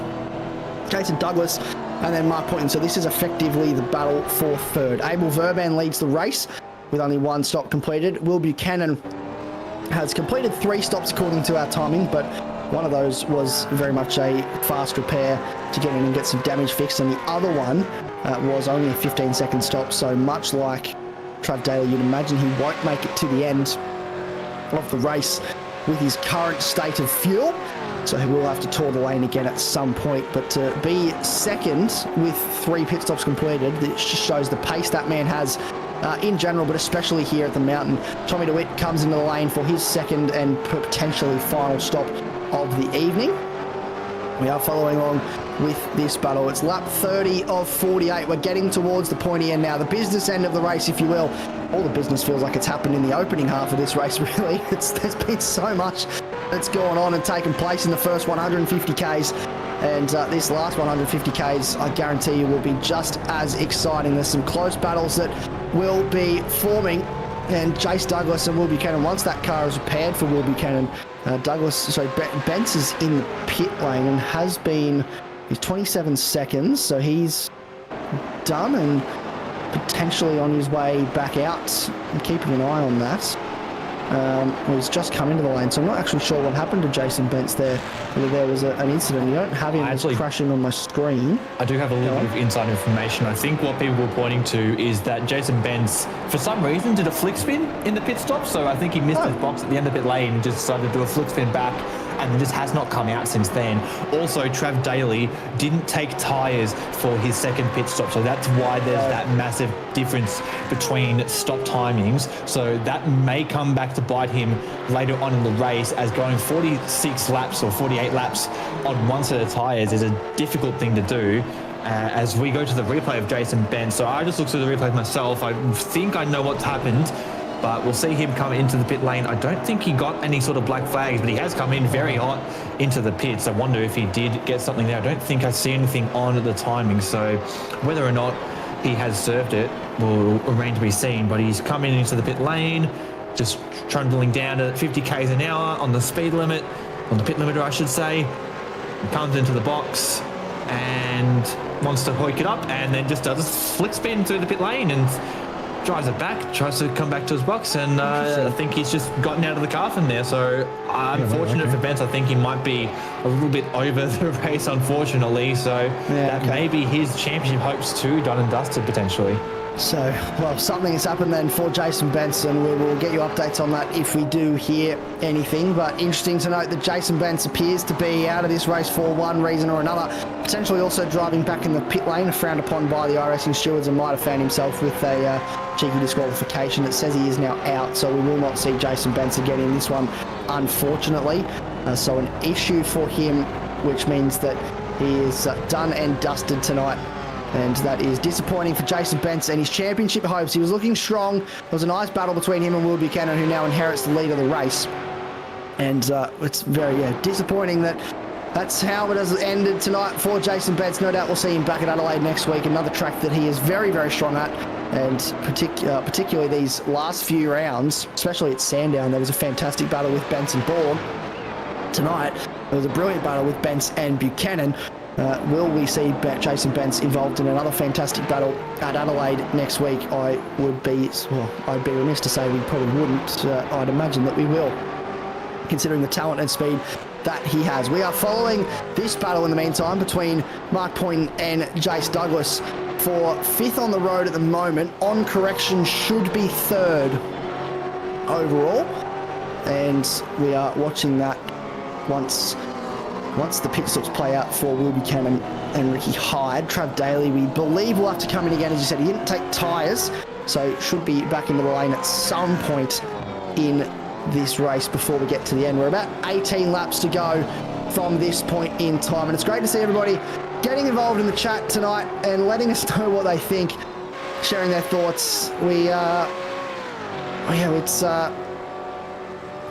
It's hard to tell, isn't it? He might have got an iRacing penalty for the flick spin, but really we probably won't know until the race control report comes out, and if there's anything on there, then that may actually provide a reason why Jason Bents was unfortunately no longer features in this session. So we'll have to wait with bated breath and find out. Into the lane comes Trav Daly, so that does answer our question we were asking, Tom, of will we see Trav Daly pit again? The answer is very much yes. Yeah, it looks like it. Obviously had enough of the tyres that I believe it's tyres he's coming in for. He shouldn't need to do a fuel stop, although potentially we'll get up and put a bit more fuel into that car to try and get to the end of the race, as this battle with Poynton and Jace Douglas continues on. Jace Douglas doing very well in the Cup Trophy Championship there, and definitely giving Mark Poynton a run for his money and keeping him very honest about it, as the gap between himself and Stone Street up ahead is 6 seconds. So barring any safety cars and barring any huge mistakes, Stone Street looks like he is going to, stay in the lead for the time being. Last lap was about 5 or 6 tenths quicker than Mark Poynton. I think he might have been in that battle with Jace Douglas, however, so that pace may be a bit different to what we have seen, as actually Mark Poynton did have that fastest lap of the race. So Poynton does have some pace in that frog leap juiced Camaro as ahead through McPhillamy, and we'll see if he can use that to catch up to Stone Street ahead to the tune of 6 seconds. Yeah, big ask to catch up from here for these guys to try and move forward, but nevertheless, certainly it could happen. This is the back end of the podium as it stands at the moment. Jace Douglas, the closest rival to him in class is Darryl Callahan down in P11. So has a bit of breathing room in terms of the class victory. A little bit of blinking there for Jace Douglas. We have seen connection issues for him in the past. He'll be hoping that his internet holds on tonight, though. He certainly won't want to lose a podium at the mountain. He's working very hard for this. I saw that JMR was saying earlier they'd make sure they got him a spotter to keep him on track, which indicates to me that maybe if he's left to his own devices, he can get a little bit, he might can wander off sometimes. And look, I absolutely understand that. That does happen to me at the best of times when I'm racing as well. So having a spotter to keep you focused and keep you on track certainly is super helpful, and that is paying dividends for him this evening with this battle he currently has with Jason Douglas. Darryl Callahan is getting racy with James Hardy. That's into the chase. Here we go, deep on the brakes for Darryl Callahan. This is a lap car that's going to get in a part of this as well. That looks like Craig Rose is moving out of the way, or potentially Scotty Perrins. No, it is Craig Rose that was moving out of the way there and ties back into the pit lane. So Craig Rose has done that the last few laps. He's come out, done a lap, gone back into the pits, come out, done a lap, gone back into the pits. So maybe there's some issues, some hardware issues he's trying to resolve. This battle's still going though, side by side. Hardy defending its turn one. Callahan wants to go the long way around. Looks to do so. Squeezes him out wide off of one. Wow. They're still going to remain side by side, but that is a nice overtake, a beautiful overtake of the words of Ryan Palmer, and I concur with that wholeheartedly. That was a fantastic move around the outside for Darryl Callahan. You feel like it's not quite done yet though. Around the outside, James Hardy into turn two. Nothing doing though, not able to make it stick. And we'll have to sit in behind, but that was a fantastic piece of racing, Ryan. Yeah, wow, that was crazy. Like, not often that it does work around the outside of one. You really got to trust yourself, the car, and the car you're racing as well. So, very good work though by Hardy not to drift out too wide and then cause Darryl Callahan to go in the sand or anything like that. But same as well for Callahan to give Hardy the room that he needed on the inside. So, top job there. But yeah, as you said, it wasn't done up into turn 2. But you never want to be on the outside into 2 in pretty much nearly any car, because 9 times out of 10, if you get it wrong, you end up in the fence, as we saw earlier in the race. So, yeah, that was a mega move there by Callahan, and he's just got back in front of him now, and he's starting to pull a bit of a gap, nearly on 1 second. So we'll see if he can pull in 5 seconds to Abel Verben as we head back up the front here to Poynton and Jace Douglas. Looks like Poynton's got a little bit of a gap there, but Jace Douglas is not letting him get away by any means. So, as you said, this is realistically the second step on the podium for outright, because I'm assuming Ricky Hyde still needs to pit, as well as Will Buchanan. So, what are we at? 15, 16 laps to go. So, yeah, wow, still a long way to go. Done it probably, I would say, roughly about 200 odd Ks. So, still another 100-ish. And then, yeah, that's... everyone's kind of settled in now as well, so I doubt we'll see another safety car unless someone goes a little bit wayward and puts themselves in the wall. As you see lap time start to drop off now. 2:08.0, 2:08.4 pop up on the timing screen. 8:8.98. So tyres are worn, tanks are full, probably hot, granted by the amount of shadows and sun that are on there. Marbles as well, so stay off those marbles, because if you're on those marbles, that's some extra rubber that you don't want. But yeah, fantastic racing by these racers here. Fantastic indeed, and it's funny you bring up lap times, Ryan. That was going to be my next point. I'm watching those lap times as they come through. The fastest car on certain, a little bit of touching the wall there for Mark Poynton. It is this man though that was the fastest on the previous lap at 2:07.3. Troy Stonestreet, Will Buchanan, both doing 2:07.7, so not much slower, but Will Buchanan has lifted in the last few laps, so he's finding a little bit of something in that car, wringing the neck out of it just to hold some pace. And imagine, I saw him mentioned in the chat earlier, imagine what he's going to do once he puts on a fresh set of boots. He will be flying around this joint. And we're on lap 34. We have about 14 laps to go in this one. That is certainly something that could happen. Will Buchanan, it is not over yet. He is putting in the effort, putting in the hard yards to try and get this race back swung in his favour. Mark Poynton goes defensive, pulls all the way across into the kink at the chase, and Jace Douglas shows the nose, has to move to the outside with the speed he was carrying, the difference. The curb usage for Mark Poynton there at turn 21 through 22 now, and down to Murray's Corner, turn 23 to complete one of the longest laps on the Australian calendar. And I think the bend, the big circuit at the bend is probably the only circuit in Australia that is longer than Bathurst, and I don't think I can think of anything else that would be even longer than that. So look, it is a fairly long lap around here. It has flown by though this evening, hasn't it? And Will Buchanan out in front has, well, it will hope, I don't think it's flown by for him really. He's had a bit of a difficult evening, a bit of an up and down night. It is going his way at the moment though, and touch wood, it continues to do so as he leads this race. He probably won't make it to the end from here, we'd imagine, but there is still a long way to go, and anything can happen. It's not over till it's over at the mountain. I've been saying that a few times this evening, but when it comes to Bathurst, that really just is implied tenfold, because the number of years we have been here, both virtually and in real life, and it's come down to the wire, it's too many to count on one hand. It's been quite a lot of times that it has taken place, and something has happened on those final few laps to just add to the drama. So you have to feel that something is building here at the mountain towards the back end of this race. A big g'day to everybody in the chat as well. Nitro, mate, good to see you. Braden Henderson, mate, you need to get over to iRacing, have a go in one of these things. I'm sure you'd absolutely fly around in a V8 Supercar on iRacing, so maybe we have to get you hooked up over there in Western Australia. Hope you're doing well, mate. Fantastic to see you out there.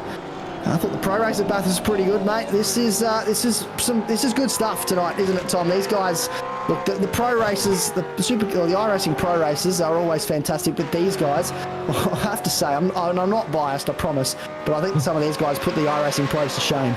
I think this is probably the close second in terms of Bathurst races in V8 Supercars. This definitely is one of the races of the year is Supercar around this place. And yeah, not many places like it, not many places longer than it either. I think the Bend and the Nordschleife are the only two permanent tracks. Oh, no, never mind, there's also Spa. There's a couple of permanent tracks that are longer than Bathurst, but there's none that are as physical and as challenging as this place. As this battle between Poynton and Douglas is still going on. Ricky Hyde's just come into the pit lane as well to serve what should be his final pit stop. And I have a feeling that Buchanan, when he comes into the pits, he may do a fuel-only stop. It will hamper him in terms of that fresh rubber, but that may be the only chance he has in terms of keeping the lead in this race, as he has 24 seconds over Stone Street. The pit transit time, I reckon, is probably about 30. So if he can get a bit of that front bumper repaired as well, that will give him a decent advantage, and even that little bit of extra grip that he needs, which will maybe require him to not take a new set of tyres though. But we'll have to wait and see what happens at his pit stop. And yeah, so from the pit stops phase as well, I think that actually it is Brett Horsell managed to jump Abel Verben in the pit lane. So he's now up in it to P7 and is chasing down Stephen Varga for P6 as well. They've got 10 seconds up to Phil Manuel, top 5 for him. And Jace Douglas is on screen, was on screen with Mark Poynton. That was the podium spots, or P3, P4, and then Stone Street currently P2, Buchanan currently P1. He's still got to stop. We'll see where he comes out with that pit stop. And Brad Hayes in the pit lane as well. So he comes in for what should be his final pit stop too. This very close to the wall there. It looked like 4. I think that was Tony Chapman. It was. Up at the top of the mountain. And Buchanan is into the pit lane. He is in the pit lane now. So we'll see what he does in terms of fuel, in terms of tyres. As at the top of the mountain, it looks like Stone Street is just coming down in through the chase right now. So we'll see where Buchanan ends up out of the pit lane. But Ricky Hyde on screen chasing Tony Chapman just outside the top 10 here. One of them locked up through the dippers there. Don't want to do that too often as they come down into Forest. That's Troy Stone Street on screen. Will Buchanan is currently in the box. It looks like he's up on the track, so we may be getting a full set of fuel and tyres as well. Stone Street goes past through turn 1, and it looks like Poynton and Douglas will as well. Finn Manuel, the next car about to come by. We'll see if Buchanan, where he pops out. I think he might come out just behind Phil Manuel, if I am not mistaken. He's still up on those jacks, and he is just dropping down now.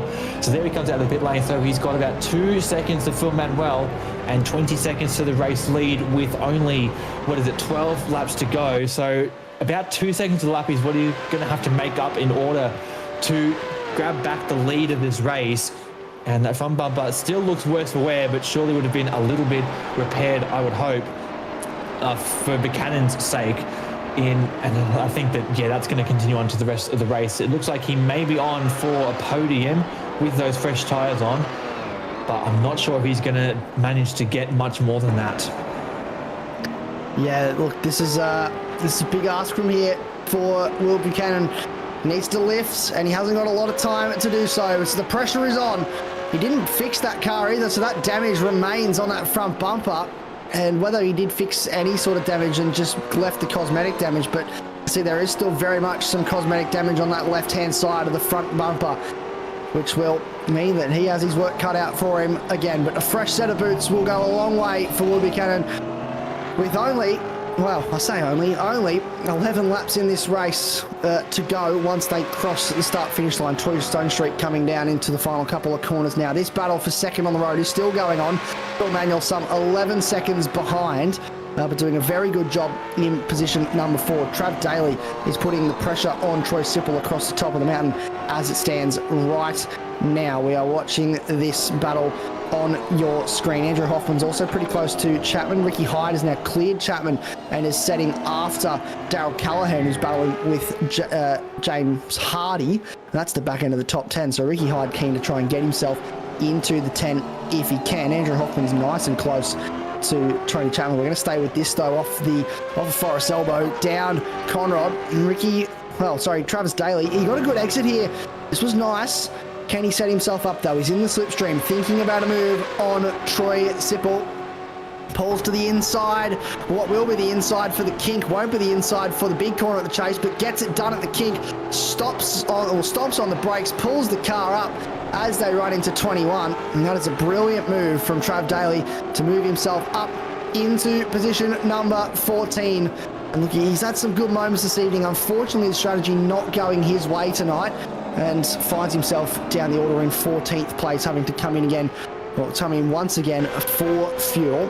And it's a lot he's asked of the team tonight, but they've done a fantastic job, and he's done a fantastic job behind the wheel of that car. This is Darryl Callahan setting after James Hardy, and look at Ricky Hyde in the background as well. The last lap times for these guys was a 2:07 for Ricky Hyde, a 2:09 and a 2:08 for Darryl Callahan. There's about a second difference between Hardy and Hyde, and just over a 2-second difference between Callahan and Hyde. So the pressure is very much mounting. Hoffman and Chapman are battling as well. So wide there coming into the cutting for Hoffman. Gets it turned in though, and a very well done. And that was what looked like a very spicy overtake between those two. We'll go back and have a look at that for 12th position on the road. The Chubby Buns replay will tell the story of what happened here. And there is in the foreground, you can see run a bit wide there, Chapman. And that opened the door and provided a golden opportunity for Andrew Hoffman to sneak through and around the outside. Got a little bit wide, caught on the marbles at 4 there. And you spoke about that earlier, Ryan Palmer. Those marbles, they can unsettle the car very easily, but he did a very good job to get it turned in. Yeah, he was lucky to get it turned in there. The marbles up there, anywhere over the top, you can kiss your race pretty much goodbye nearly any time you hit them straight away. So they basically go from having all of the grip to none of the grip. So very lucky to get away with it there. But as you said earlier, Darryl Callahan doing an awesome job here in P10 outright, second in class for the Cup Trophy. Going to grab a bunch of points there, but Jace Douglas out front in Cup Trophy. He's doing a stellar job. But James Hardy, 7 seconds to Abel Verban. Not too sure if that's going to be enough there, but we've got Will Buchanan, half a second back to Phil Manuel. Just touching base on what Tom said there, I don't think he's going to be able to catch the back of that podium there. 11 seconds in what will be 11 laps is a very, very hard task, especially in these conditions, which looks like they're only doing 208s. 207s, which Ricky Hyde's just done 207.6. Wow, he's absolutely hauling in that car number 87 there. So don't be surprised if he takes this position off Darryl Callahan up into turn 2, but if he doesn't, he'll have to sit behind him into the chase. But yeah, so I reckon Will Buchanan, best he's going to get at this point in time, he's probably a P4. As you see Ricky Hyde try the inside there, just can't get enough, and Darryl Callahan shuts that door and says thank you very much, not today. But keep an eye on this one here. Will he shove the nose up there? Very Shane Van Gisbergen-esque up into the cutting, because you know we've seen him do that more than once there. I think Brody Kostecki or Cam Waters have done it too. So never usually ends well, but yeah, Callahan's done an awesome job to keep Ricky Hyde behind him, considering the lap time differences there as they come so close to hitting the wall there at the tree. Cars on the dampers there going into the grate. Coming over the hump here into Skyline, using all of the track there up onto the curb, all the way over to the left, down the run to the S's. This has got to be the most phenomenal part of the circuit. I absolutely love every single part of this, but this has got to be the best. There, left front lifts you, absolutely lose all steering there for probably about 0.4 seconds, and you're just like, am I turning? And then it just comes back to you as we see Will Buchanan here all over the back of Phil Manuel, just doing what he can with that damage bumper. So straight line speed is definitely going to be down, but using his skill and his pace to his advantage here. Will he have a look for Phil? No, he won't. Get a better run here out of Murray's corner into Hill corner as Phil runs a little bit wide there. But you're probably best bet for will be potentially a run up into 2, as you see him brake early there to try and really maximise that corner mid speed. And exit there on the run up to Griffin's Bend. Yeah, and he has done. He's actually nailed that exit quite nicely. He has got the straight line speed over Phil Manuel. Can he make something happen here into turn 2? Thinks about a move, shows the nose ever so slightly, but just slots in behind and is putting the pressure on in waves at the moment on Phil Manuel. He is desperate to try and clear. He was doing 206s before he caught the back of Phil Manuel here. He does have the pace in this car, but the longer he spends, a little bit loose there from Phil Manuel. Was there a bit of a touch-up maybe that gave him help? They're going to go side-by-side through 5 and 6. This is not where you want to be caught side-by-side, and it will go in favour of Will Buchanan. That was very messy for a moment there. Almost ended in tears for both of them. I'm not sure if there was a touch-up there as a result of the slide for Phil Manuel, whether he got a helping hand, but Will Buchanan, one way or another, does find his way through, and get a grip mate in the chat saying where there's a will, there's a way, and that certainly is the case tonight. He's found his way past Phil Manuel, and now 12 and a half seconds up the road to these two on the circuit. It is Jace Douglas and Mark Poynton. If they keep battling the way they are, this could bring Will Buchanan back into it very easily. Jace Douglas looks to the inside for the kink. Can he get the move done before they get to the chase? He does think about it. He has pulled ahead into the braking zone. He is clear, pulls the car up, and this should be job done as long as he gets it stopped across the curb. And that's a lovely overtake for Jace Douglas. Pointing sideways onto the grass out of 22, but down to the final corner, Murray's corner. Jace Douglas up into position 2 with a lovely overtake on Pointing into the chase. Tom? Absolutely, great move from Jace Douglas there, and if my calculations are correct, this will vault Jace Douglas well up into the top 3 in the Cup Trophy Championship. It may even give him the championship lead in that class, so a very good race from Jace Douglas so far. He's still got 8 laps to finish the job off, but if he can hold this position, he's going to have an absolutely stellar championship position heading into the last round at Adelaide, which is absolutely what you would want, with Trav Daly all the way down in what is P number 14, it looks like. Not a great round for him, and it looks like he's going to gain a lot of points there. So Jace Douglas in the box seat potentially for the Cup Trophy Championship. As Ricky Hyde down at turn 1 is going to try and go down the inside. Daryl Callahan gets the move done. Great move for him, and he's up into the top 10 now for the first time since the opening few laps in this race. After a drive-through penalty in the first couple of laps, he's managed to make his way back up, and his next car in front now is James Hardy in the 666 for Quantum Racing. Great move from Ricky Hyde there as he moves up into the top 10. Fantastic overtake for Ricky Hyde, and he worked hard for it. I saw the timing screens. They were side by side down the front straight, and really just set himself up early to nail that off into turn 1. That would have started all the way back at the final corner, and we'll see if we can get a look at this here. Look at this, out of the final corner, a little bit loose there, that helped. So Daryl Callahan got sideways out of the final corner, and Ricky Hyde said, thank you very much, do not mind if I do, I will pull alongside, go up the inside into turn 1 and finish ahead of you, thank you very much. And that was unfortunately at the moment all she wrote for Daryl Callahan. Still time to try and come back though. Speaking of time to try and come back, Mark Poynton has not let Jace Douglas out of his gun sights. He's still there, right in behind, keeping the pressure on the JMR 99 Ford Mustang. And I feel like that's probably a brand switch at some stage for Jace Douglas. I could be wrong, but I can't help but feel like he was racing a Camaro at some point this season, unless my mind is playing tricks on me. I know he did race a Camaro at some point, so there has been a switch at some stage for Jace Douglas, but either way, that car looks fantastic and very well presented. Abel Verban also putting some pressure on Brett Horsell. This was a battle that was going on before the pit stops, Ryan, that was going the other way in favour of Abel Verban, and now he does get, in fact, past under brakes into the final corner and into the lead, and that's where they're picking up sort of where they left off, with Brett Horsell trying to now get back past Abel Verban.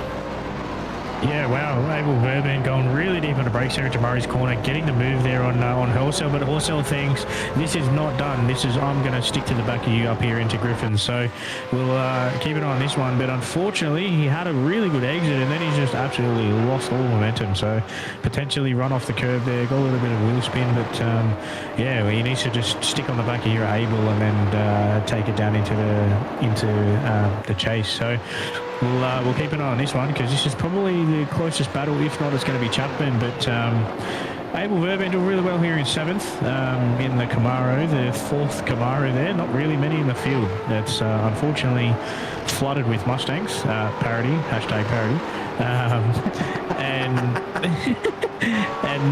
Yeah, so Fantastic job here by Abel Verban. When I used to race him, he wasn't really this far up the field. So good to see him have a bit of find a little bit of a pace and keep it on the road there. Because from what I remember, I believe the Sandown race that he had a bit of an incident coming together with Will Buchanan or the leaders, I think Bence or something like that. So yeah, Brian Borg, that was the one. So yeah, a bit unfortunate there at Sandown for Abel, but for him to bounce back and come back like this, he's doing a really good job here in the top 10. Yeah, he's driving fantastically and defending from Red Horse. And it's been great over the last couple of seasons just to see some of these guys start to lift and develop their pace and get even faster. And Abel Verban certainly has been one of those. Red Horse as well has been there or thereabouts pretty much all season when he's been involved in a race in terms of the back end of the top 10. He's starting to open a gap up now, Abel Verban. Will Buchanan, he is closing on Mark Poynton and Jace Douglas. He is quicker at the moment, but it's just, I don't feel like it's quick enough. And I don't think he will get there with only 6 laps to go. It is a very tall order for him to get this one to the end. We still have, we started with 22 cars this evening. We have 21 cars, I want to say, maybe 20 cars out there at the moment rolling around. Jason Benson, Ash Hall, unfortunately out of this one. Scott Perrins is in the pits, but has only been in there for a couple seconds, so I'd imagine this would be a pit stop that he is serving to potentially repair some damage. We'll keep an eye on whether he does roll out shortly or not. Stone Street leads this race quite comfortably. He has put on an absolute clinic this evening. We haven't given him much broadcast time, I feel, Tom, because he's just... He capitalised on the chaos and the drama early and just drove off quietly into the distance and has sort of just flown under the radar, but in a really nice way where he's just led this race, controlled it from the front and been pretty much untouchable. Yeah, he's played the right strategy calls as well with the pit stops, taking that one early and then jumping in lap 28 for his second one. So he's staged this race into 2 halves quite nicely. And yeah, to give him his flowers, he's been very consistent over the 2 rounds I've seen of this series. He's probably been the fastest and most consistent driver through those rounds. So it's good to see that he is getting some reward for his effort here. And he's looked absolutely untouchable throughout most of this race, with a little bit of fortune or unfortune for some of the other drivers, but still very much deserved. Hasn't won a race all season, however, but it will give him a big boost heading into the last round at Adelaide, and will surely put his championship hopes, maybe not to the P1, but for P2 will definitely give him the benefit heading into that last round. And yeah, plenty of praise for him should be given as he slides it through the first corner. And with 6-second lead over Jace Douglas here, it looks to be untouchable in the final 5 laps. Looks to be very untouchable indeed. It's not over till it's over yet, though. We never know. We've said many times with the mountain tonight, you don't know what she's going to serve up until we get to that checkered flag. So keep an eye on what is happening with only 5 laps to go in this race. We have stuck it out. It's been an interesting evening, an exciting evening. The first half of the race was very, very action-packed. The second half, we haven't had a single safety car. It's looked a little bit more controlled as drivers get into their rhythm here at the mountain, but still plenty of action coming your way. Tony Chapman's actually side-by-side now with Andrew Hoffman, drops in behind into turn 1. Oh, he's looped it. He's got on the throttle a little bit too quickly there and looped it. Done very well to keep it out of the wall, but he will lose a spot to Trav Daly. Troy Sipple coming out of the first corner now, so he will maintain 14th spot, but Chapman, unfortunately, a little bit too heavy-footed there getting onto the power, Ryan, and that's super easy to do in these cars. Yeah, super easy to do here in the Gen 3 turn 1. You just get on that curve there, and then it really unloads the rear, the right rear, and having the right rear spin faster than what the left rear does. It just loops you straight over to the left-hand side. But you got, you see Ricky Hyde do pretty much the exact same thing there coming under the tree. That's one wall you don't want to hit, just ask Scott Pye.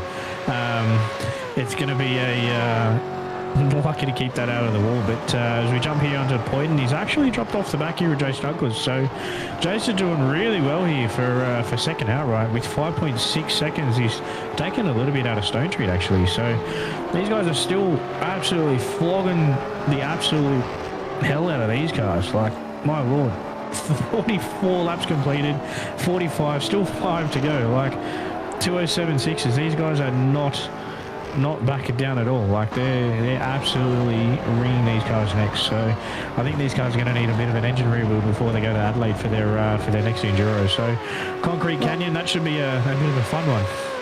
Luckily, we have here with us this evening engine expert Ryan Palmer, who thought it was going to be thought it was a good idea. We mentioned this last night on ASR, on Super Racing broadcast for the MC. Thought it was going to be a great idea for Matt Payne to just continue to the end, because what's the worst that's going to happen? He's going to have to rebuild the engine anyway, because as we know, Ryan Palmer knows everything about these super. You've blown enough of them up, you probably should know what happens when that does it, and you should be able to know if you can continue or not, because you've downshifted in these enough times. You should be an expert. Josh has blown up more of these supercars than I have, so he was the first one to blow one of these up, and I think he blew 4 ends before I even blew one. So funnily enough, it came out that was a crank sensor issue, which you can drive on, so thank you very much.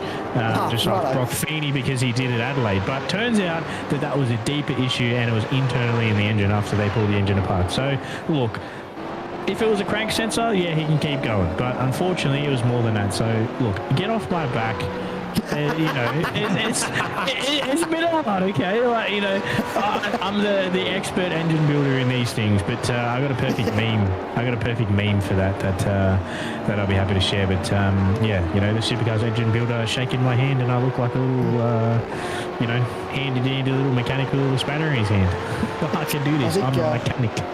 I think I've heard the rumour that you're building Hayden Veld's engines as well on a Monday night, which has not been fantastic for him. So if you need an engine built, don't go to Ryan Palmer, because you'll probably build it incorrectly. To be fair, his engine didn't blow, but that's true. Not last night. No, it didn't blow. It didn't blow last night. You also sold monitors. Look, I'd rather have monitors blow than engines, but here we are. So that's why it didn't blow, because he chucked an Ecotech in there. Trust the old Ecotech, mate. They never blow. Can't blow those things up. Yeah, it's well, yeah, I can't argue with that, really, can I? Lap 46 of 48. We've got a couple of laps here to go.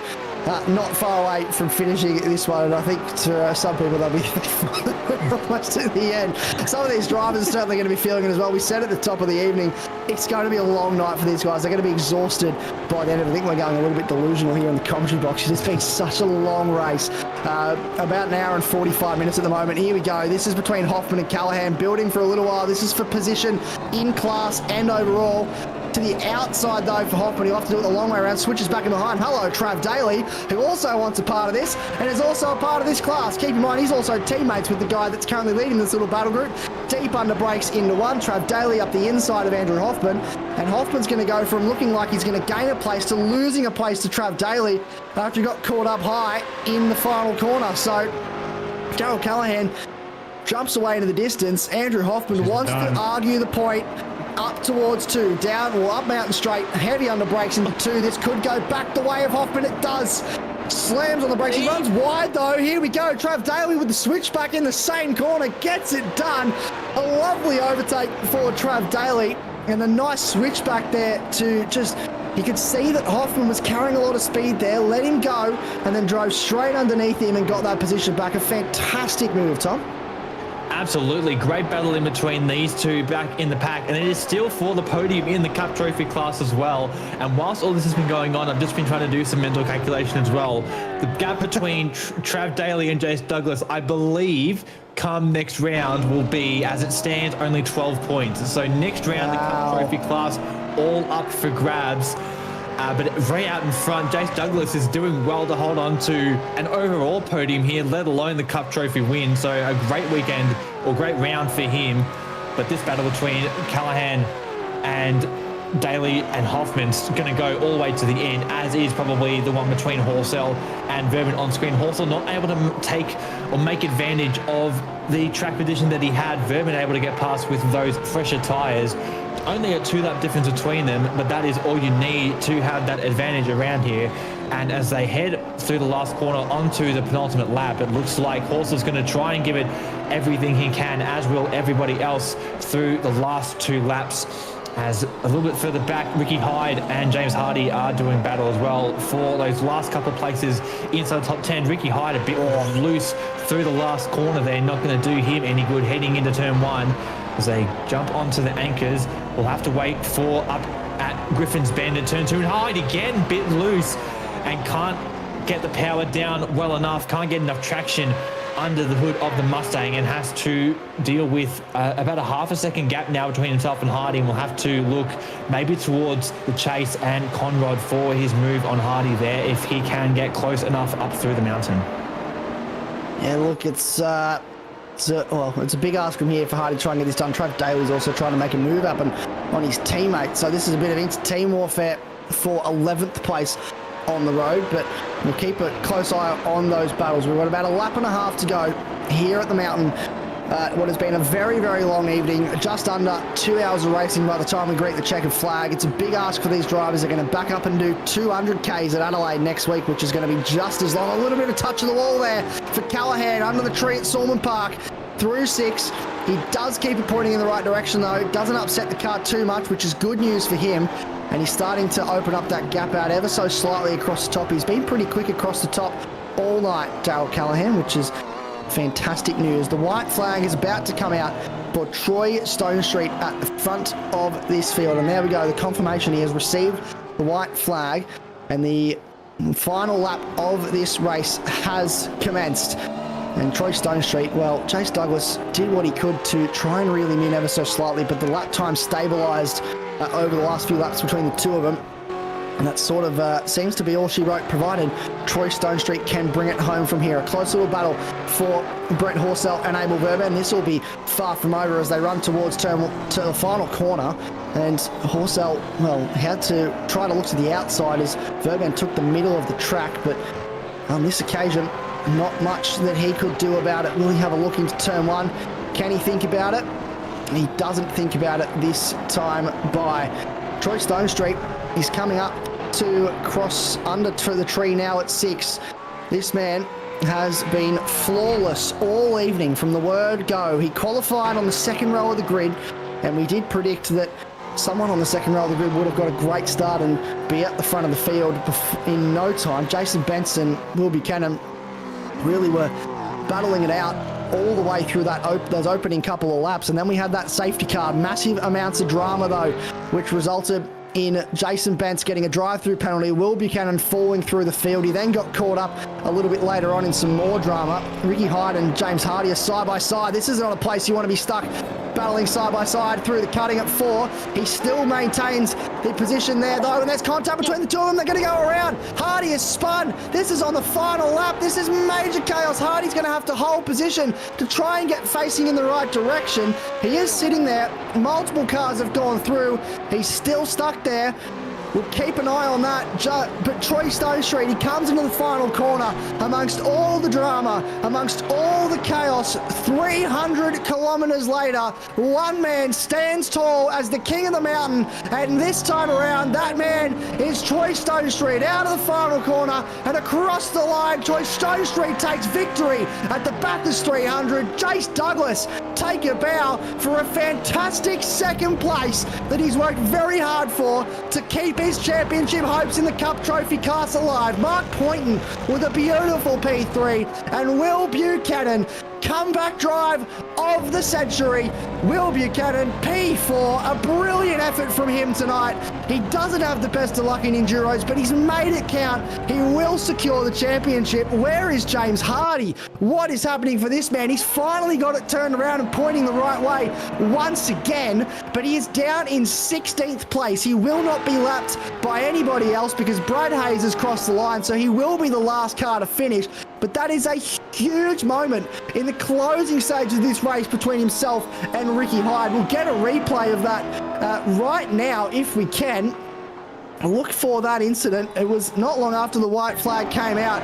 The Chubby Buns replay. They're side by side into the cutting. You can see here Ricky Hyde still there. Just a little bit of contact upsets that car, turns it around. Really, that was super unfortunate for James Hardy. And then he just had to sit here, didn't he? Oh, they've all done so well to avoid him.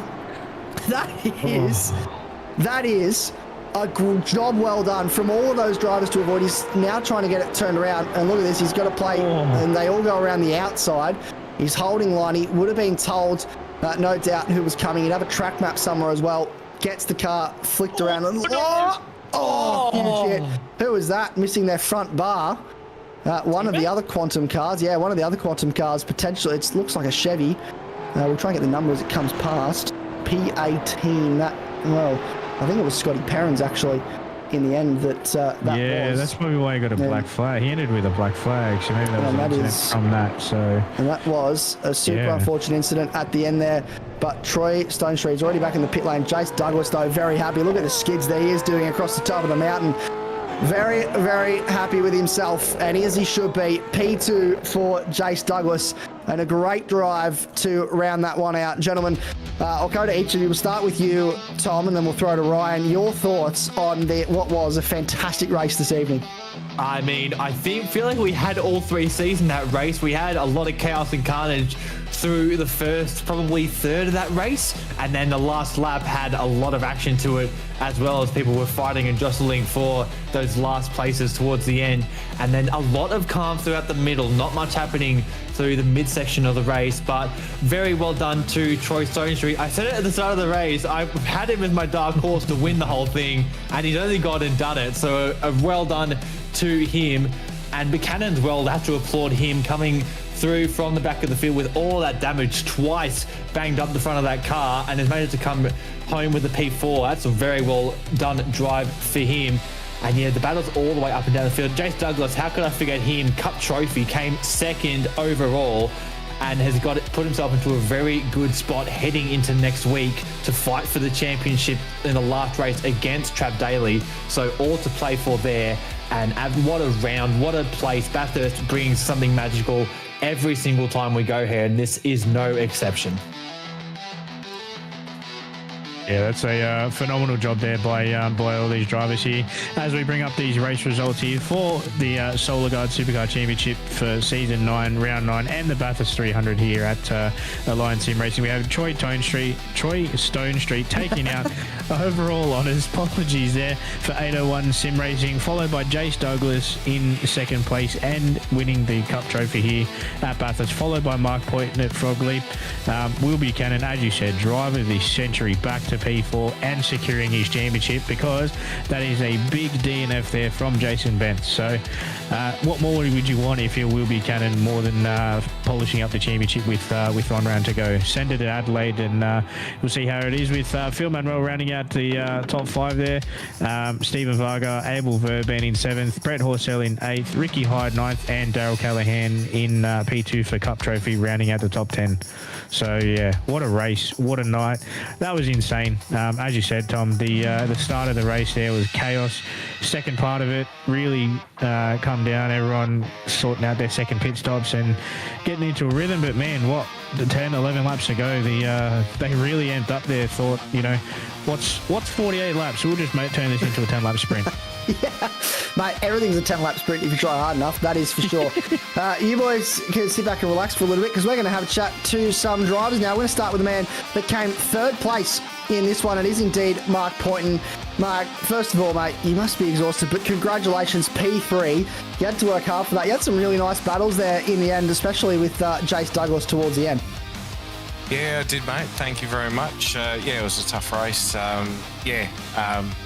Chase, he drove really, really well, and it was. I made a small error with about 10 laps to go, coming down Forest Elbow, clipped the inside, and had steering damage for the last 10 laps. So, Douglas was able to get back in front of me, and from there on, there was no point in fighting.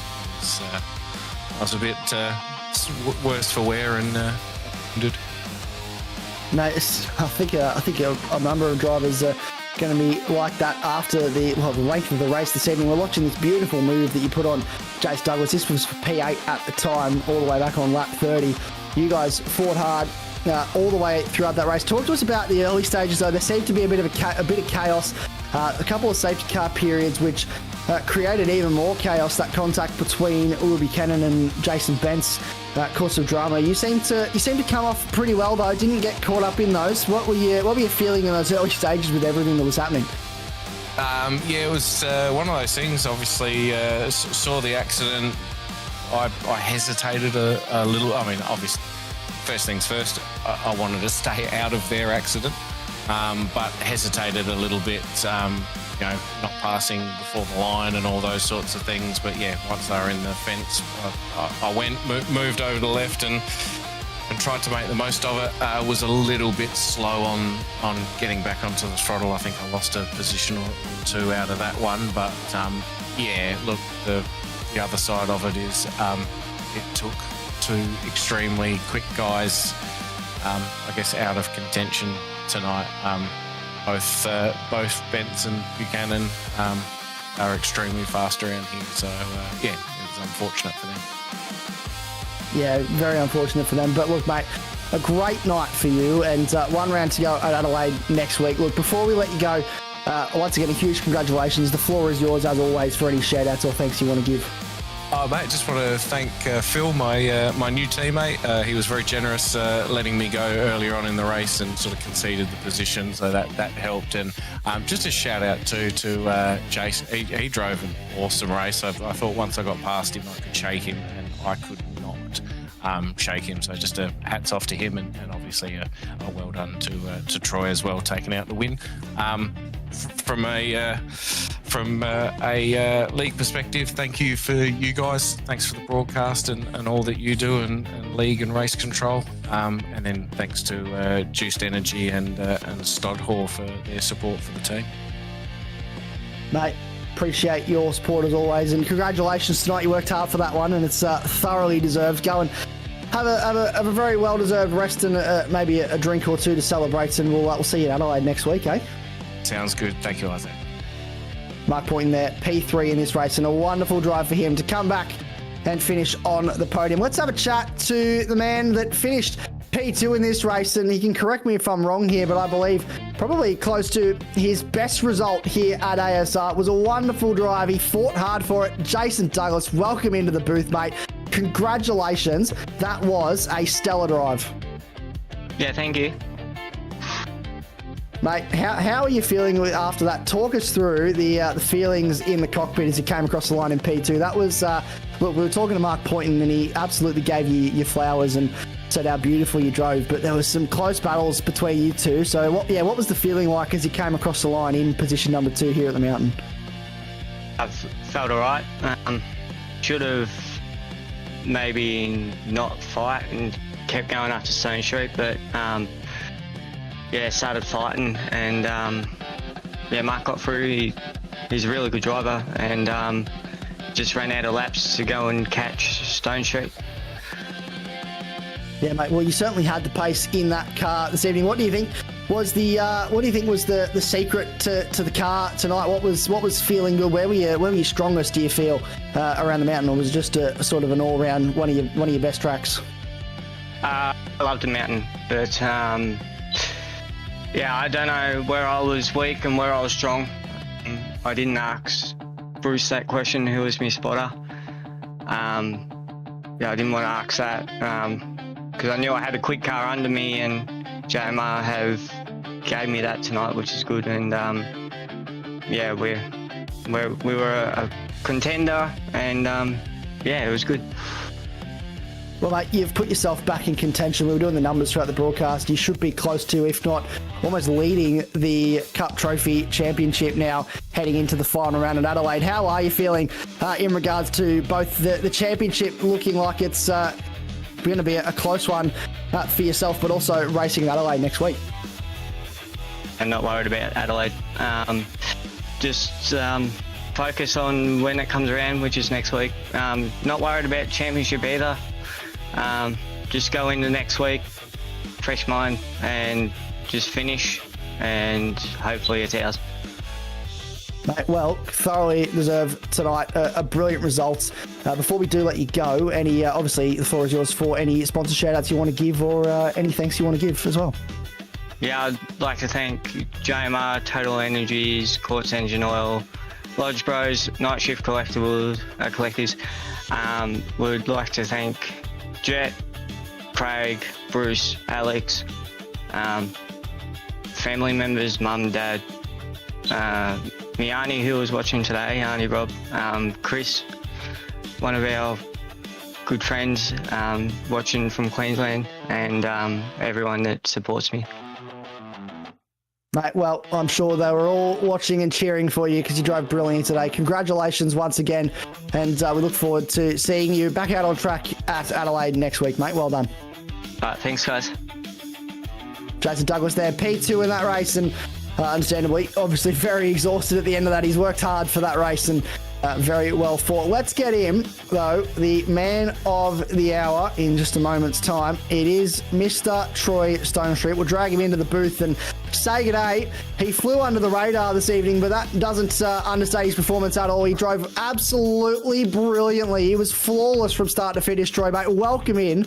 A fantastic drive from you. Congratulations on the victory. It must feel good.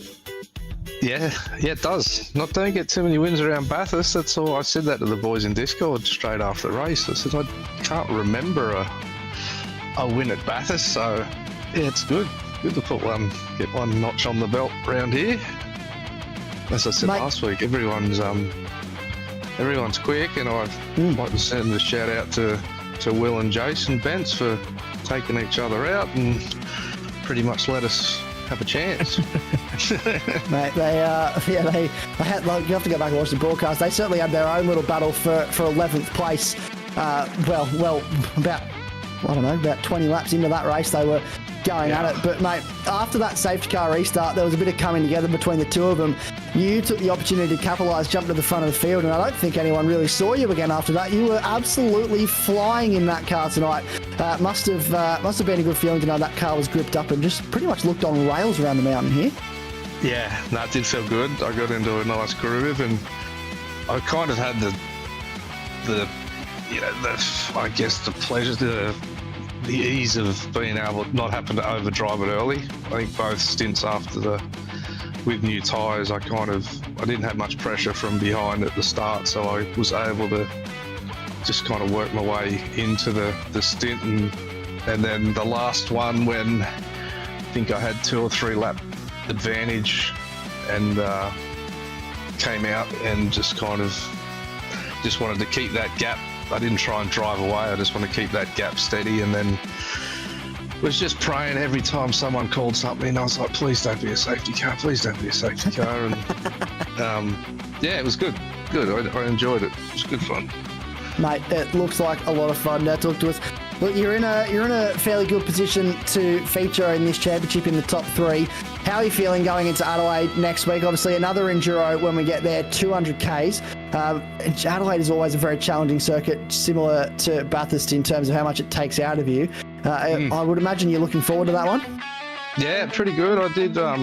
We did the Vets League there last week, which was a long one. I think it might have been 250 Ks. So yeah, you've been in the sim after a long race around there. But yeah, I don't know. Pretty confident. I'd sort of go okay around there. So I think if get a good quali in and just try and keep it clean and see what happens.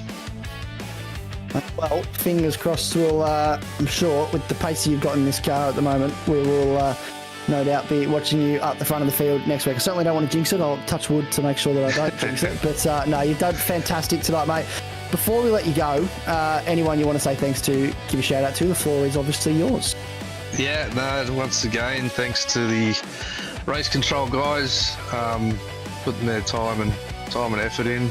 It's what makes league racing so much better than officials and anything really. It's great to have live race control. So once again, thanks to them guys for their time and effort. It's much appreciated, and the league admin and all the drivers. Looks like there's some good battles going on out there. So again, everyone's pretty clean and respectful. And then yeah, thanks to the teammates and the boys in Discord. It's good fun.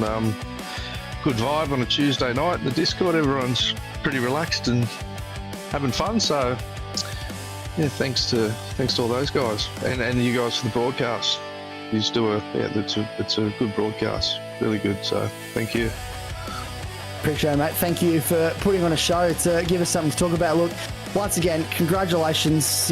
You've definitely earned a long, hard rest. So go and rest up, maybe have a drink or two to celebrate. But look, congratulations, mate. Thoroughly deserved. A brilliant evening for you, and we look forward to seeing what you can do to close out the season at Adelaide next week. Thanks, guys. Appreciate it. Cheers. Troy Stone Street there, your race winner here at the Mountain, and a fantastic result for him. Look, gentlemen, that is a 300-kilometre enduro here at Bathurst, done and dusted. Some quick thoughts from both of you before we head off for the evening on just, you know, the thoughts on those drivers, but also what we're going to expect coming into Adelaide next week. We'll start with you, Ryan. After that race, I got no idea. Adelaide's much more shorter. You know, obviously the staircase section, turn 1, 2, 3. You got the tire bomb on the inside. Get that wrong, and you can end your race then and there. Very similar to coming out of the elbow here. Pinch a left front, and then you're in the pits. 40 k's there as well to pit lane, so that's even more of a killer. But yeah, obviously Will Buchanan got the chip there, so it'll be all on for the rest of the positions there. But well, I'm expecting it to be, you know, somewhat the same as here. Just probably more cars involved, and you know, take a few more risks, and then you know, risk versus reward, you kind of got to toss that up there. But I know for myself, you take more risk at Adelaide, you get more reward. But the other thing is, the more risk you take, it can also bite you and go very south very quickly. Too right. Yeah. I could not agree more. And look, Tom, your second week in the booth, mate, alongside you, and it's been a pleasure to share it with you once again. Mate, ASR has delivered for you in these 2 weeks you've been here. You must be absolutely loving this. I am loving life right now, sitting on the edge of my seat through basically every lap through the last 2 Tuesdays.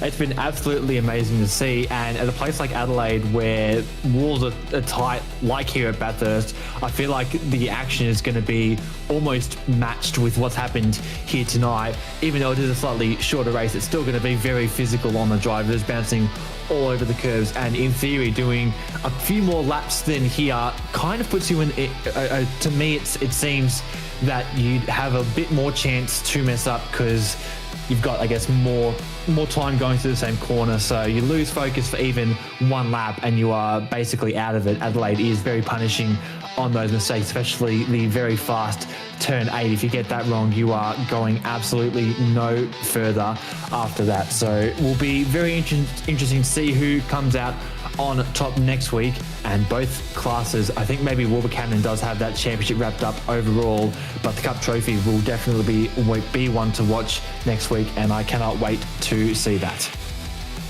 I cannot wait to see that as well. But we do unfortunately have to wrap up for this evening. Racing has concluded here at the Mountain with some fantastic racing, left, right and centre, all throughout the 48 laps, the 300 Ks here at the Mountain, with Troy Stone Street coming out on top. If you're looking to get your, well, we are back next Tuesday, but if you're looking to get your racing fix before then, MC Motorsports Easy Motorcycle Spares GT3 Championship is back tomorrow night at Silverstone for a double alternate feature. 2 16-lap races should be fantastic. And hey, if you really want some more Bathurst action, next Monday night, MC Motorsports Trans Am Series heads to Bathurst for the finale. 2 20-minute races around the mountain in the Euro NASCAR should be fantastic. If not, next Tuesday night we'll be back same time, same place, and we will be at Adelaide for a 200-kilometre enduro here to wrap up season 9 of the Alliance Sim Racing Gard Saint Domain Supercar Series. It has been a pleasure to have your company this evening, wherever you have been watching from. We hope you've enjoyed the broadcast. I've been alongside Tom Searle and Ryan Palmer. It's been an absolute pleasure to have your company. We hope to see you next time. But for now, from everyone here at Simple Racing Broadcast, stay safe, look after each other. We'll see you very soon. Bye-bye.